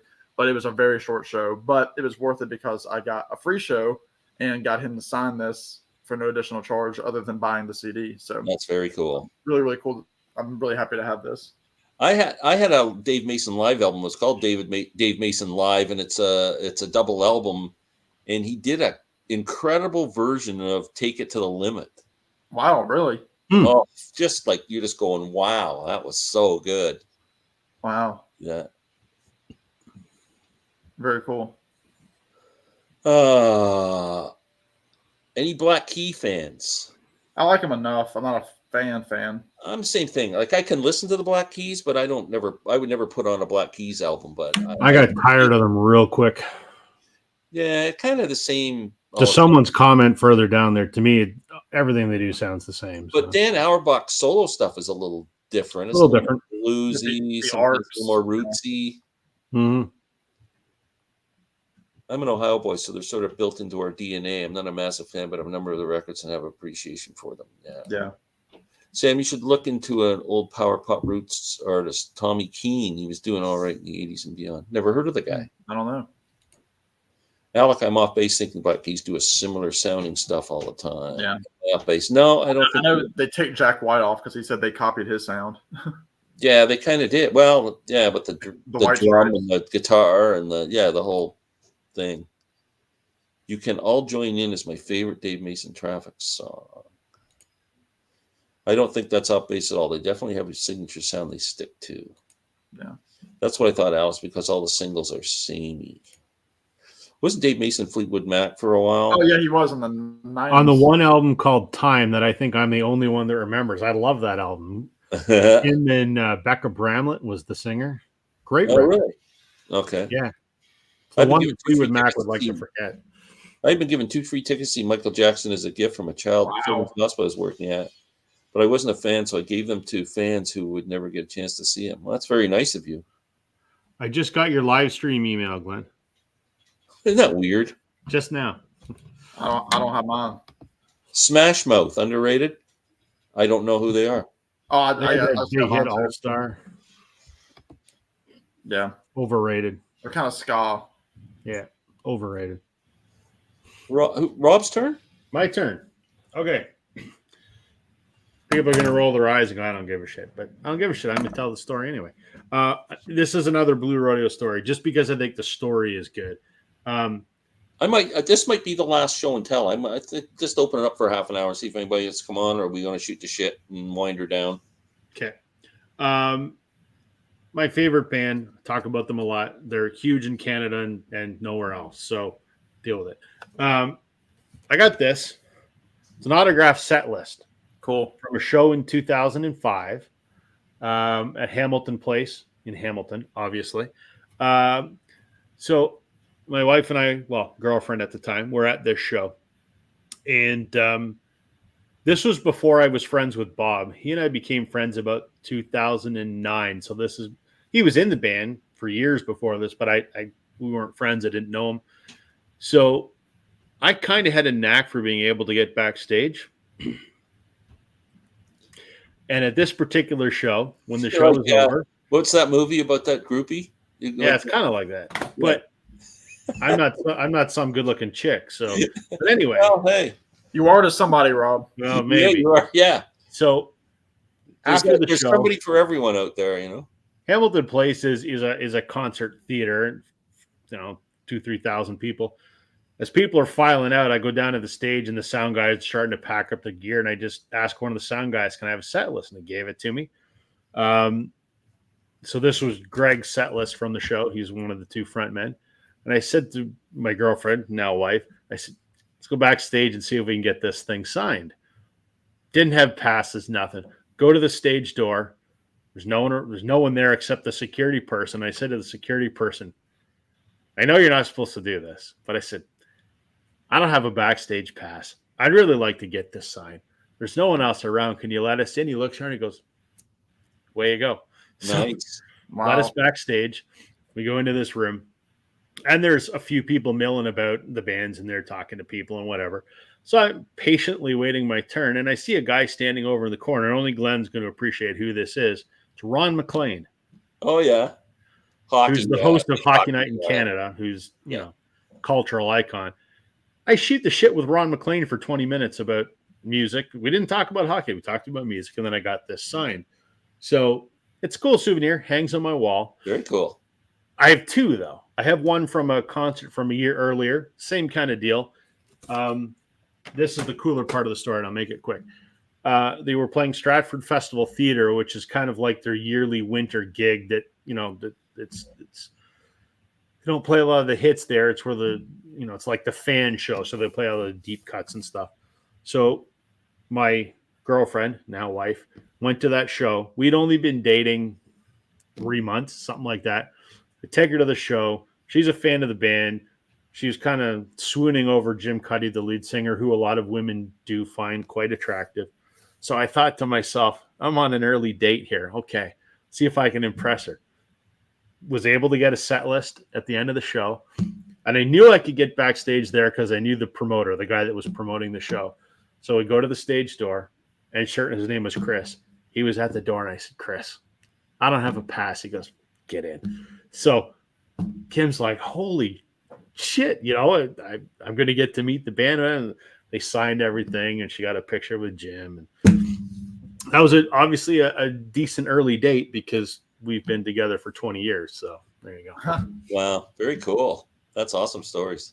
Sam, I know you probably wouldn't expect me to cut this thing off. So if we're saving your best for last, if you want to show another show and tell.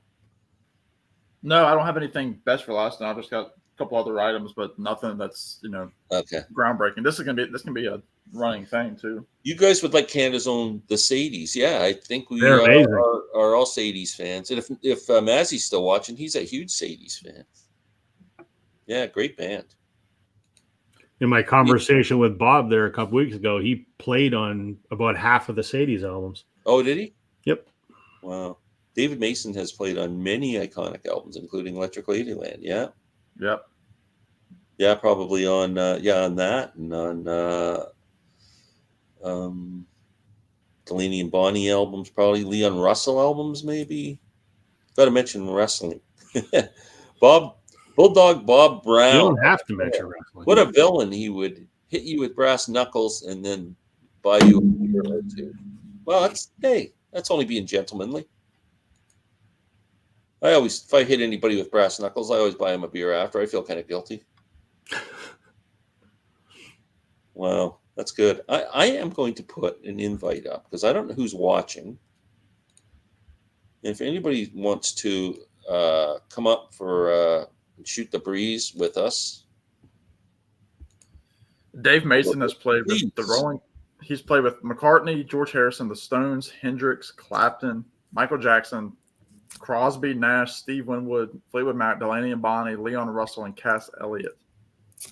Yeah, I think he and Cass Elliot were an item at one time, maybe. Or did they make an album together? I think Dave Mason and Cass Elliot made a duet album together. Did they? Let me see. He played on All Things Must Pass. Yeah, he was on All Things Must Pass. Yeah, he's like he's got a resume, man. He was on Beggar's Banquet. He played on Street Fighting Man and Factory Girl on Beggar's Banquet. Yeah, he was on Songs for Beginners by Graham Nash. Wow. And he played on Derek and the Dominoes, Layla's other sort of love songs. Wow, that's pretty good. That's an incredible resume. So what we're saying is he's the Dave Grohl of his generation. He also played with Don Felder. Thanks, Marcia. Marcia, come up and join us for a few minutes. My buddy says Dave Mason's incredible live show to this day. He's got a very soulful voice still in his, in the 70s. Yeah, does he still? I wonder if he still puts out current records. No, it looks like his most recent. I mean, he's done a couple of those live albums, like direct to, tour. Yeah, I mean, this album, The Traffic Jam, was the last live album that he did in 2015, and then he re-recorded Alone Together in 2020. Re-recorded it. I wonder what that was all about. It was a anniversary, I think. It was like the 50th. I wonder if that's one of those deals where the album was going to go lose its copyright or something. Yeah, it was like his last original stuff was 2017. He did an EP. Yeah, that's probably true. Phil Collins was the great David Grohl of the 80s. Yeah, considering he was in Live Aid in 2 different countries. Yeah. Yep. Yeah. Hop on the Concorde. Yeah. Wow. No. So what are you guys picking up? Anything new? You got anything on order? Lots on order. Yeah, I mean, again, a couple of those. I ordered that Bob Dylan Christmas reissue. It's coming out in October. Nick Lowe, I got that. Like I said, I've got a few concerts coming up. I'm trying to think. I've really been on a Jason Isbell kick. I was never really into him, but then I saw him last week at this time. Yeah. And I've bought 4 or 5 of his albums already, and I'm really digging it.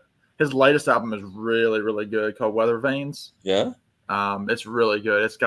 It's very it's about some hard subjects in terms of like addiction and that sort of thing, but it's just really good. It's got some, I don't even know what you want to call it. I mean, he's rocky. He's not really Americana in the sense that it's not really acoustic fully, but he's got a lot of country rock elements, and he's a big fan of Tom Petty. But he's also got the song stylings of like a John Prine. So I've really been enjoying getting some of his stuff recently and listening to that. Yeah, but I've ordered a bunch of albums. I can't even remember some of the ones that I've ordered because there have been so many that have been announced. The Van Morrison one I've ordered, his band, The Street Choir. I just picked up an album that I had, but when I sold my SACD player, and which played Blu-ray audio, I had Tom Petty's Mojo album on Blu-ray audio. Mm-hmm. So I sold it because I couldn't play it. I had no format to play it anymore. And I don't know where you guys feel about that Mojo album, but I always loved it. I think Mike Campbell just shines on that album. It's a real heavy guitar album. It's heavy, and what's cool is that Campbell with the Dirty Knobs, he plays a song or two from that album. Yeah. So that's I really love that album, and I missed it, so I found it used the other day, and I picked it up again. So I was listening to it. I still think it's a really strong album. If I was to rank, I did rank the Tom Petty albums. At one time, it was my least favorite because it was so bluesy, and it was long. Yeah. I mean, it was from 2010. It was kind of their like reunion album with Ron Blair, the bassist. Mm-hmm. It was their first Heartbreakers album since 2002 with The Last DJ. was a big thing. It was 8 years since they'd recorded an album together. You guys follow Dwight Yoakam? I only have one Dwight Yoakam album. He made a bluegrass album, which I have, and I like that. But I've got a friend who's a huge fan, and he's certainly a talented guy. Yeah, he just toured. He was just around here with the Mavericks not too long ago. They were touring together. Dave Mason's current shows have been canceled due to ill health. Well, I hope he's okay. I don't have it ordered or prepaid. I just don't have. I got my money's going elsewhere these days, but I would love to have it. If it was a Bob Dylan release or a Tom Petty, I would have already ordered it, but I'm waiting for it to drop just a little bit. Yeah, I might just end up with a 2 CD set. I'm getting the big one. Do another Slow Train type album. I think his gospel years are over. Yeah, I'm not sure. If that's what you mean by the theme, or just mean that style of music, because the music's great. I'm not sure he'll put out another original album. It's hard to say. Crosby, Stills, Nash opened on the Mojo tour. Saw them in Toronto. Wow, very cool. Really? Wow. What was the name of that band, Rob? I'm not sure. I asked him in the comments which one he wants to know about. Sam, you know of the Dwight Twilley band? Yeah, I know of them. I have not listened. Which one, Bob F? I don't know if you talk about your stories about Blue Rodeo, or maybe. Glenn, was that you who was a fan of Lydia Lovelace? I absolutely love Lydia Lovelace, and yeah, she's from Columbus. Heard her on the radio during their local Gems hour. Yeah, she's amazing, Alex. Check out her albums; they're fun, man. Somewhere Else is just a freaking great record.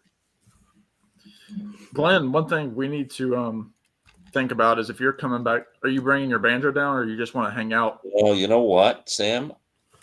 Sam and I were talking today. I was trying to find a hotel room in Roanoke. The cheapest hotel was $175. That's on a weekday. Wow. US. Every hotel in Roanoke has raised their prices on pet friendly. To keep your pet in a room is $75. So now we're looking at $250 US to stay overnight. Wow. So I was looking for places around Roanoke, and I'm staying on the way down in Fairfield, which is just about an hour north, I'd say, 45 minutes to an hour north. Yeah, it's an hour at least. I got a Comfort Inn for $99 and $20 for pet. Okay. That's half price. So I definitely won't see you on the way down. We'll try again on the way back. I was just. I would like to. Fairfield. Yeah, Fairfield. All they have is a McDonald's and a gas station. Well, actually, the guy said no. There's a barbecue place just up the street, and there's a pizza place, and okay. He said there's a pizza place 3 miles away. So I only know it from the interstate because I pass it to go up to where I went to college. So, because that's the one thing we're gonna get there, we want to eat. So, well, again, if you know if you don't think you're gonna make it to Roanoke, I mean, I would drive up to see you there just to go out to a meal or something. Okay, cool. So yeah, we'll talk about that. It won't be on the way down, but on the way back, let's figure something out. Yeah. Okay. Yeah, I'll drive to meet you, even if we don't play music. For sure. Okay, cool. Yeah. Blue Rodeo, yes, great band. Outskirts is the best one, I think. But yeah. I mean, any of the earlier stuff, Outskirts, Diamond Mine, Casino, Lost Together, 5 Days in May. Yeah. They're repressing. They're doing a 30th anniversary reissue of 5 Days in July. I know. I'm interested in grabbing that. I got a pre-order. I got one of the deluxe Taylor Swift 1889 CD re-recordings and signed Olivia Rodrigo. Who's this Taylor Swift person? So fill us in on the Taylor Swift. What's the latest on the tickets? What's happening? Okay. It's a sore point. So she announced she was going to come to Toronto and do 6 dates in November of 2024. The very end of the Eras tour. Great. Awesome. Ticketmaster was doing a verified fan sale. There's no general sale. You have to be registered as a verified fan in order to get put into a draw for the opportunity to buy tickets. So the Rogers Center seats between 45 and 50,000, depending on how it's configured for the concert setup. 6 shows, for argument's sake, 300,000 seats over the course of 6 nights. And by the way, no one has ever done a residency at the Rogers Center No. where the Jays play. It's No. People have done 2 shows. No one's ever done more than that. So incredible in its own right. So 300,000 seats available over the course of 6 nights. 31 million people registered for the Toronto ticket lottery. 31 million. That's ridiculous. Which is insane. My wife registered. I registered. We both got waitlisted. Means we're not getting tickets. RBC, the Royal Bank of Canada, they were the sponsor of the event. So they were doing, if you were an RBC Avion member, you can get in on the Avion pre-sale, which I was registered for. Also got waitlisted for that. We're not getting tickets. It's not happening. That's crazy, eh? Sucks. I mean, I've seen her once before, so it's not the end of the world. Really wanted to see this tour. But it is what it is. When are the actual tickets going to be allotted? They're allotted now. They are. So anybody who has got a ticket has a ticket. Yeah, So when you go on third-party sellers now, what are these tickets going for? If you wanted to go on, they were expensive enough on face value. So a floor seat was $700. Oh my God, that was the seat price. So that was if you're on the floor. If you were on the first or second bowl, you were between $300 and $500. If you were in the nosebleeds, you were $250. $250 to sit so far away that in the 500s, this big. Yeah, and it's an echo. You don't even hear it.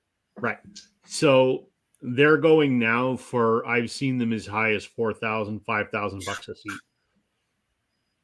It's my sister's best friend, her and her husband were going to go up to Philly. They went to Philly today. They left at 6 a.m. on the train, and we're going to go see Bruce Springsteen. It was their anniversary, and he announced that there was illness in the band, and so they postponed the 16th and the 18th. Oh, he's ill.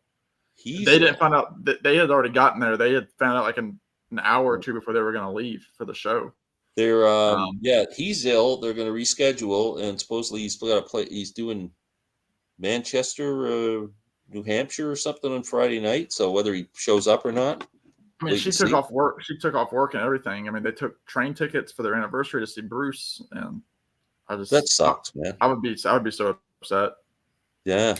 I mean, you can't help it, and you're in your your early 70s, so you need to watch yourself. Yeah, I know. It's really brutal. But I would hate that. Yeah. That does suck. Yeah. Blue Ash from Ohio back in the day were great.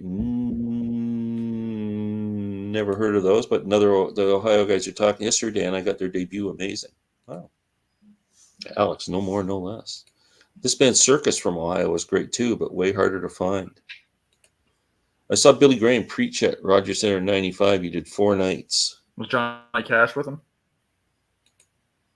I'm hoping my sister wins Taylor Swift tickets on the radio. She's good at that. James, if your sister would like to take a very minor YouTube celebrity with her, I would volunteer. Dave Mason played last month at Penn's Peak, so I guess he's okay now. Oh, that's good. Good news. Yeah, I follow him online. He's always putting stuff up. That's cool. But wow, yeah, Bruce. Yeah, these guys are getting up there, man. You never know, right? It's scary. I mean, again, this last couple of weeks we've lost so many people. Yeah, with Robbie and Sinead O'Connor, who's in her 50s, and Sixto Rodriguez. I was a fan of Pee Wee Herman. He died. Paul Rubens. It's just If I could, speaking of Rodriguez, if I could put in a minor plug, everyone should listen to Monday's episode of the Vinyl Community Podcasts, because Chance and I did an episode about Rodriguez. And the video will be up on his channel on the weekend. Oh, awesome. And I'm doing a Robbie Robertson video right now, so it'll be up in a couple of days. Are you? And Sam did a tribute, which I haven't watched yet. Come on now. I watched it. I didn't comment, but I watched it. Thank you. Well, I didn't watch it and didn't comment. That video was a slow burn. It didn't. Not a lot of people watched it at first, and then it picked up a little bit. Not a whole lot. I mean, for me, it was 140 people that watched it, which most of my videos don't hit 3 digits. It's really weird. Like if I do a video on an artist, I struggle to get 200 views. It just always just kind of makes it over the 200 mark.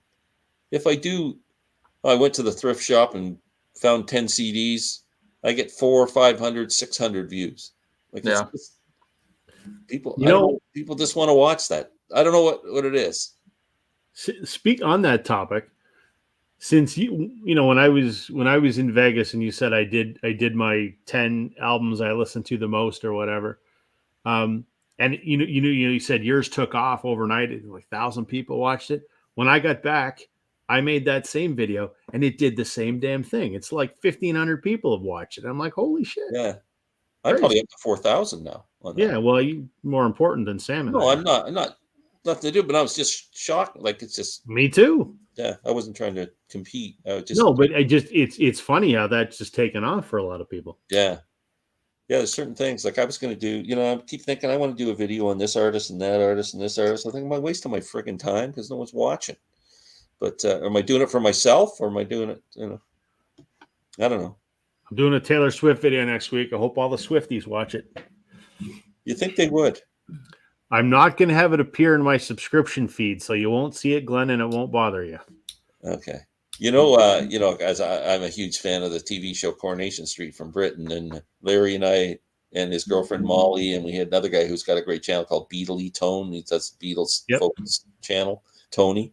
We did a chat about Coronation Street the other night, and Larry put it up on his thing. I think he's it's probably going to win the award for the least watched Canadian stud muffin videos.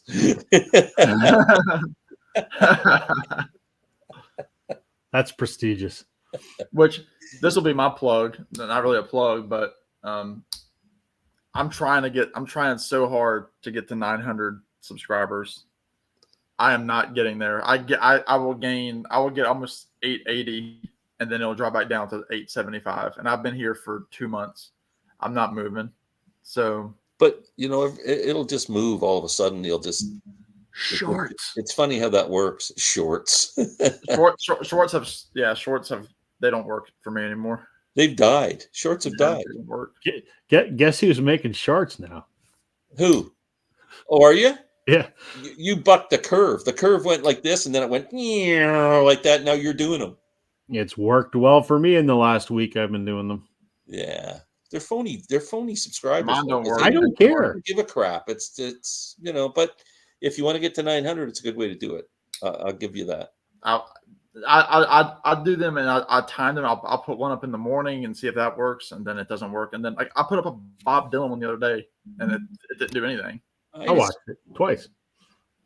It's just I think it's what I did. I did it whether subscribers go or not, it doesn't matter. I think it was what I liked about it. It was a different way to make a YouTube video. It was a fun way. I can put a little sample of music in there and not worry about Yeah, because it's the actual recording. Right. Not you playing it from your records.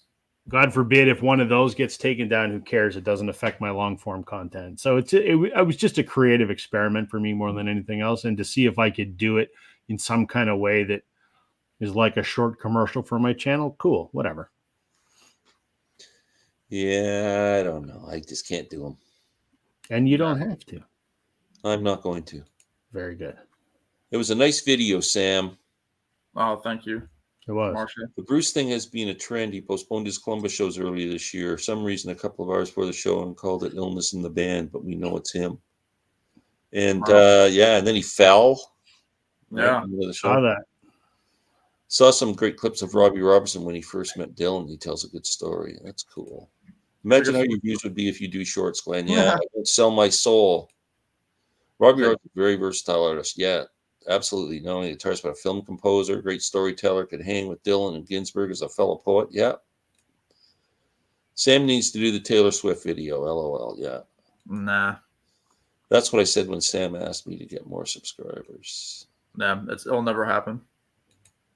I'm doing it. Straight when Nina Sharples was on. That's when I last watched it. No, I think my wife might have been watching back then, though, when she was a little kid. That was the Barmaid when it started in 1960. That's funny.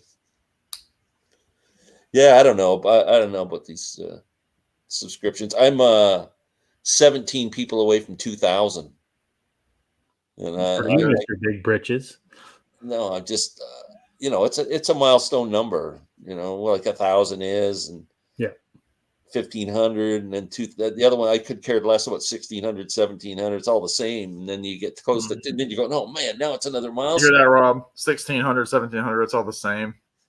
1,600 is twice what I have. Well, it's the same with you. When you're at 700 or 800, does it really make a freaking difference? Yeah, When you goddamn start right. getting close to 1,000, then you're going, oh, now it makes a difference. No, every time I hit all that 100 matters. mark. Yeah, that It all 100 mark. matters. But I don't know. I don't know. The air must be crisp up at the top where Glenn is. Yeah, down here where, stop, dropping, and rolling. Yep. Smoke. I think we should just do a telethon. Stay on the air until we get our subscribers. Everybody do your best, Jerry Lewis. Let's do it. Congrats, Glenn. Thanks, Marcia. I just subbed Glenn. What about the rest of us? The hell with Glenn. He doesn't need any you. subscribers. Yeah. Glenn, you need 2 more for 2,000. No, I think no, because it's How like does he know that? he's probably saying 1.98. So you have to. Oh no, it's 1.9. It's 1,983. I think last time I looked. That was the demo version. They rounded off. Yeah. Yeah. They rounded off. So yeah, I'm. For a while at the end of a video, I was going, "Can you please just help me out here? Can't you just tell your neighbors, like, just how many you need, Sam, to get to 900?" Right now, 15. 15. Like, there's 22 people watching. If you all just asked one friend to go to Sam St. John's channel, and Rob, your mother, anybody, and say, please. I'm 50 behind Sam. I'm at 8. Subscribe to so Sam St. John's channel and get him to his goal. I'll say I'll be hitting 3 years in December, so it's been very, very slow. Create an account for your dog, your gerbil, your hamster. Person, you'd be laughing. Yeah. Can't you help this poor man out? I need bread for my table. This is like one of those commercials for the kids starving in Africa or something. Can't you? That's what it is. Kids. And Rob too, yes. Subbed or snubbed? Well, we're getting snubbed. We want to be subbed. That's a good. That's a good line. Quit snubbing and start subbing. Oh, yeah, there you go. That'd be a good T-shirt. That'd be a good T-shirt to get made. I will say one little thing that a minor change to my channel. A friend of mine from college does like graphic design and works with a company where she does like art kind of projects. And I asked her if she would make a logo for my channel, and so I've now got a new logo. So in the comments, you'll see it's like it's kind of something that I kind of figured out. There you go. Yeah, it's my S. Look at that. The T on the guitar, and then J for St. John. So that's really inventive. And she did it in the last couple of days. It was really, really cool, and she did it for free. What you should do is get T-shirts made up and sell them. I'm thinking if I hit 1,000, maybe then people will be interested. But yeah, if people are interested in such a thing, but that's very egotistical. You should check with Larry and see how he's got like a little store. Yeah, and so did he doesn't have stock on the shelves, so I'm not quite sure how. There's ways you can do it. You can do. I've already looked into it. You can set up print on demand so that you don't even fulfill the orders. A company does it for you. They print the shirt, they ship it out, and then you get your $3 or whatever. Oh, so it's based on the order versus like buying like 50 bolts. Yeah, you don't stock anything. So now how do you do this? There's various companies to do it. I'm looking at it right now because I got a few emails, people asking me to send them shirts, and I could do it, but then it gets, I gotta get them to pay for it, and then I gotta pay for the shipping, and I'm too busy with a full-time job. Yeah. To I don't want to leave people hanging if they send me money for a shirt. And can you do me a favor? Can you flip me an email with the name of the company that? Yeah, I'm working from home tomorrow, so I'll send both you guys the info. Okay. Yeah. Well, if Rachel shows up here, she just ends up with more subscribers on her channel. Yeah. Right. Yeah.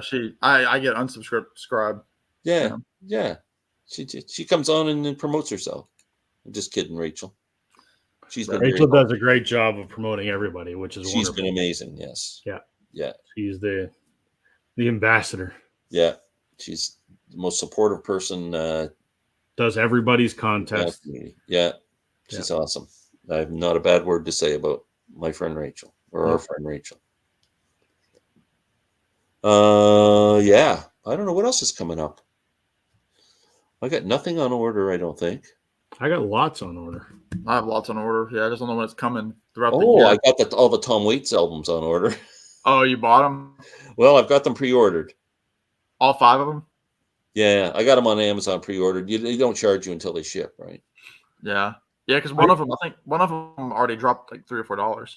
Yeah. So I've done my first ever Amazon record pre-orders. I've never bought a record off Amazon before.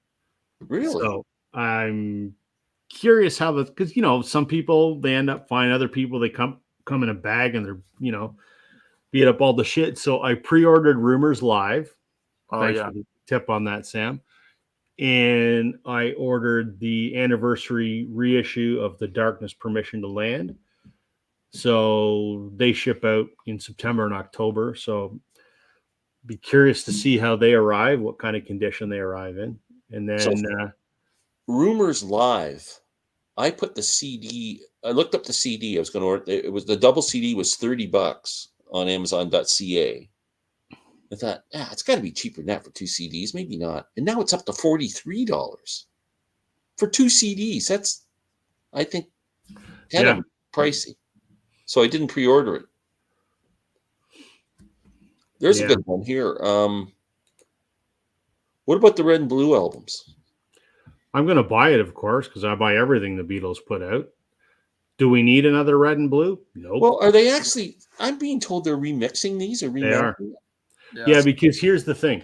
On the Red album, the first 3 or 4 tracks, we don't have proper mixes of them because there isn't proper stereo mixes. So they're going to use Peter Jackson's demixing technology to strip the instruments apart and make proper stereo mixes of them. And I guess they're going to remix some other stuff too, but that's the impetus for doing it. And then see what people are saying about them. If it sounds like something I got to have, I'll get them. But if it's just tired old Red and Blue albums, I don't. No, care. well, they're going to add the songs. They're going to add the new song too. Oh, are they? Yeah, all 3 of them. Yeah, the 2 from the originals and then the new one. Yeah. Wow. So I'm going to buy it because I always do. And if they put out a Revolver box or a Rubber Soul box, I would have bought it. But so is the new song going to be on the Blue album? Yeah, it's on the Blue album. And they're gonna add other Beatles songs too. So are they? I think they're gonna make. Maybe I gotta buy these frickin' things now. There'll be 3 LP sets, I think. Yeah. And red and blue vinyl. We don't need them, but I'll buy them. Tom Waits 2x45 RPM Productions closing time. I have it. It sounds amazing, but I freaking hate 45 RPM long playing albums. I have it. It sounds amazing. I do not want to get up and change records that often. For some reason, one of my vlogs got 96 views. Good night. Wow. That's a lot of views. Were you naked, Roy, or what was going on there? Extra tracks on each. Yeah. Okay. So you might have me intrigued now with extra tracks. I would have preferred an anthology 4 because there's enough still in the vault that they could have done that. But even then, with everything coming out, I mean, you don't need stuff past Revolver. You don't need the rest of that stuff. Yeah.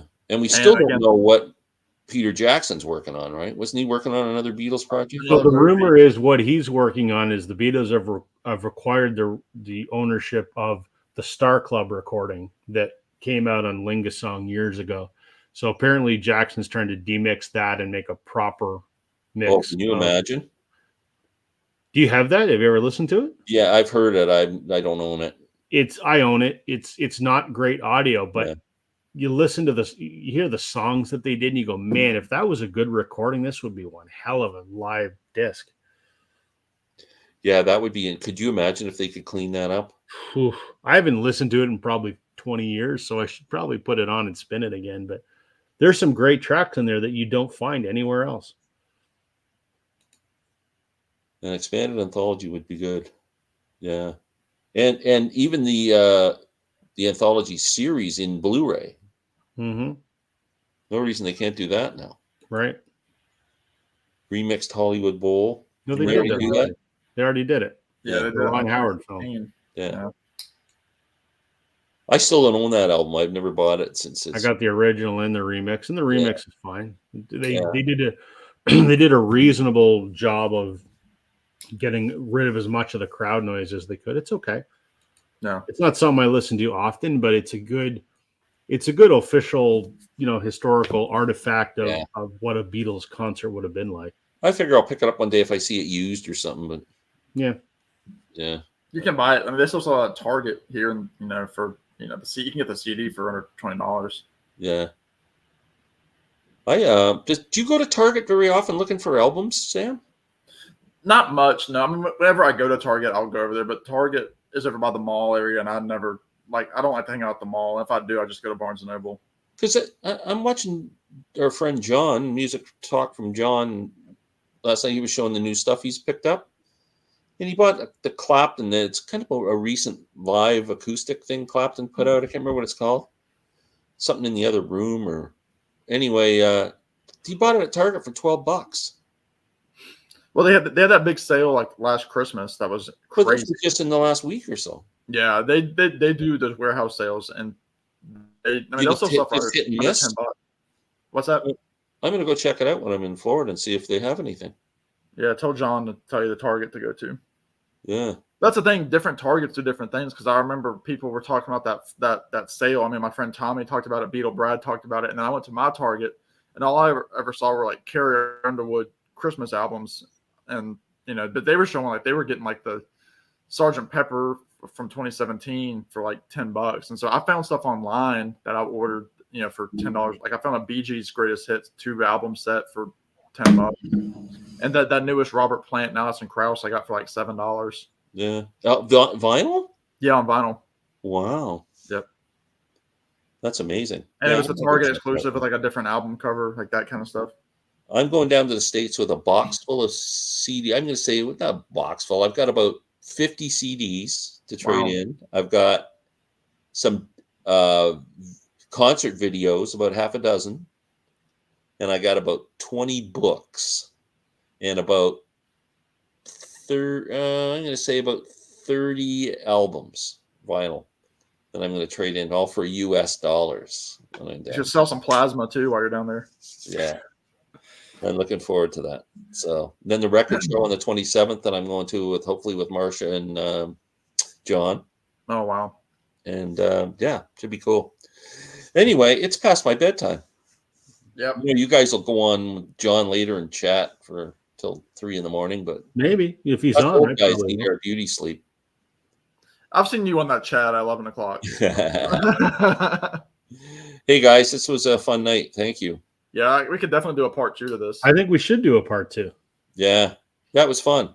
Yeah, lots Yeah. of stuff. Well, you guys got the reins for the next 3 weeks probably. So All right. part Well- 2, 3, 4, 5, be my guest. Sam, you and I will chat later in the week, figure out something for next week. Okay, right. and I'll try and hop on when I can. And keep me If we let- informed if we about let your you. trip. Go I ahead. will. We'll talk for sure. Yeah. Okay. Okay. And Have a good trip, Glenn. Marcia, yes to the record show. Absolutely. Yeah, looking forward to meeting you. Maybe we could meet up even. I'm going to be going to Park Avenue CDs and Bright Light Books and stuff too. So maybe we can even meet up a couple times. Anyway, thanks everyone for watching. Really appreciate it. And watch the chat on Northern Revolution's channel, Rob, for the next 2-3 weeks. And thank you so much, guys. Have a good trip, Bye, Glenn. bye. Take care. Bye, everybody.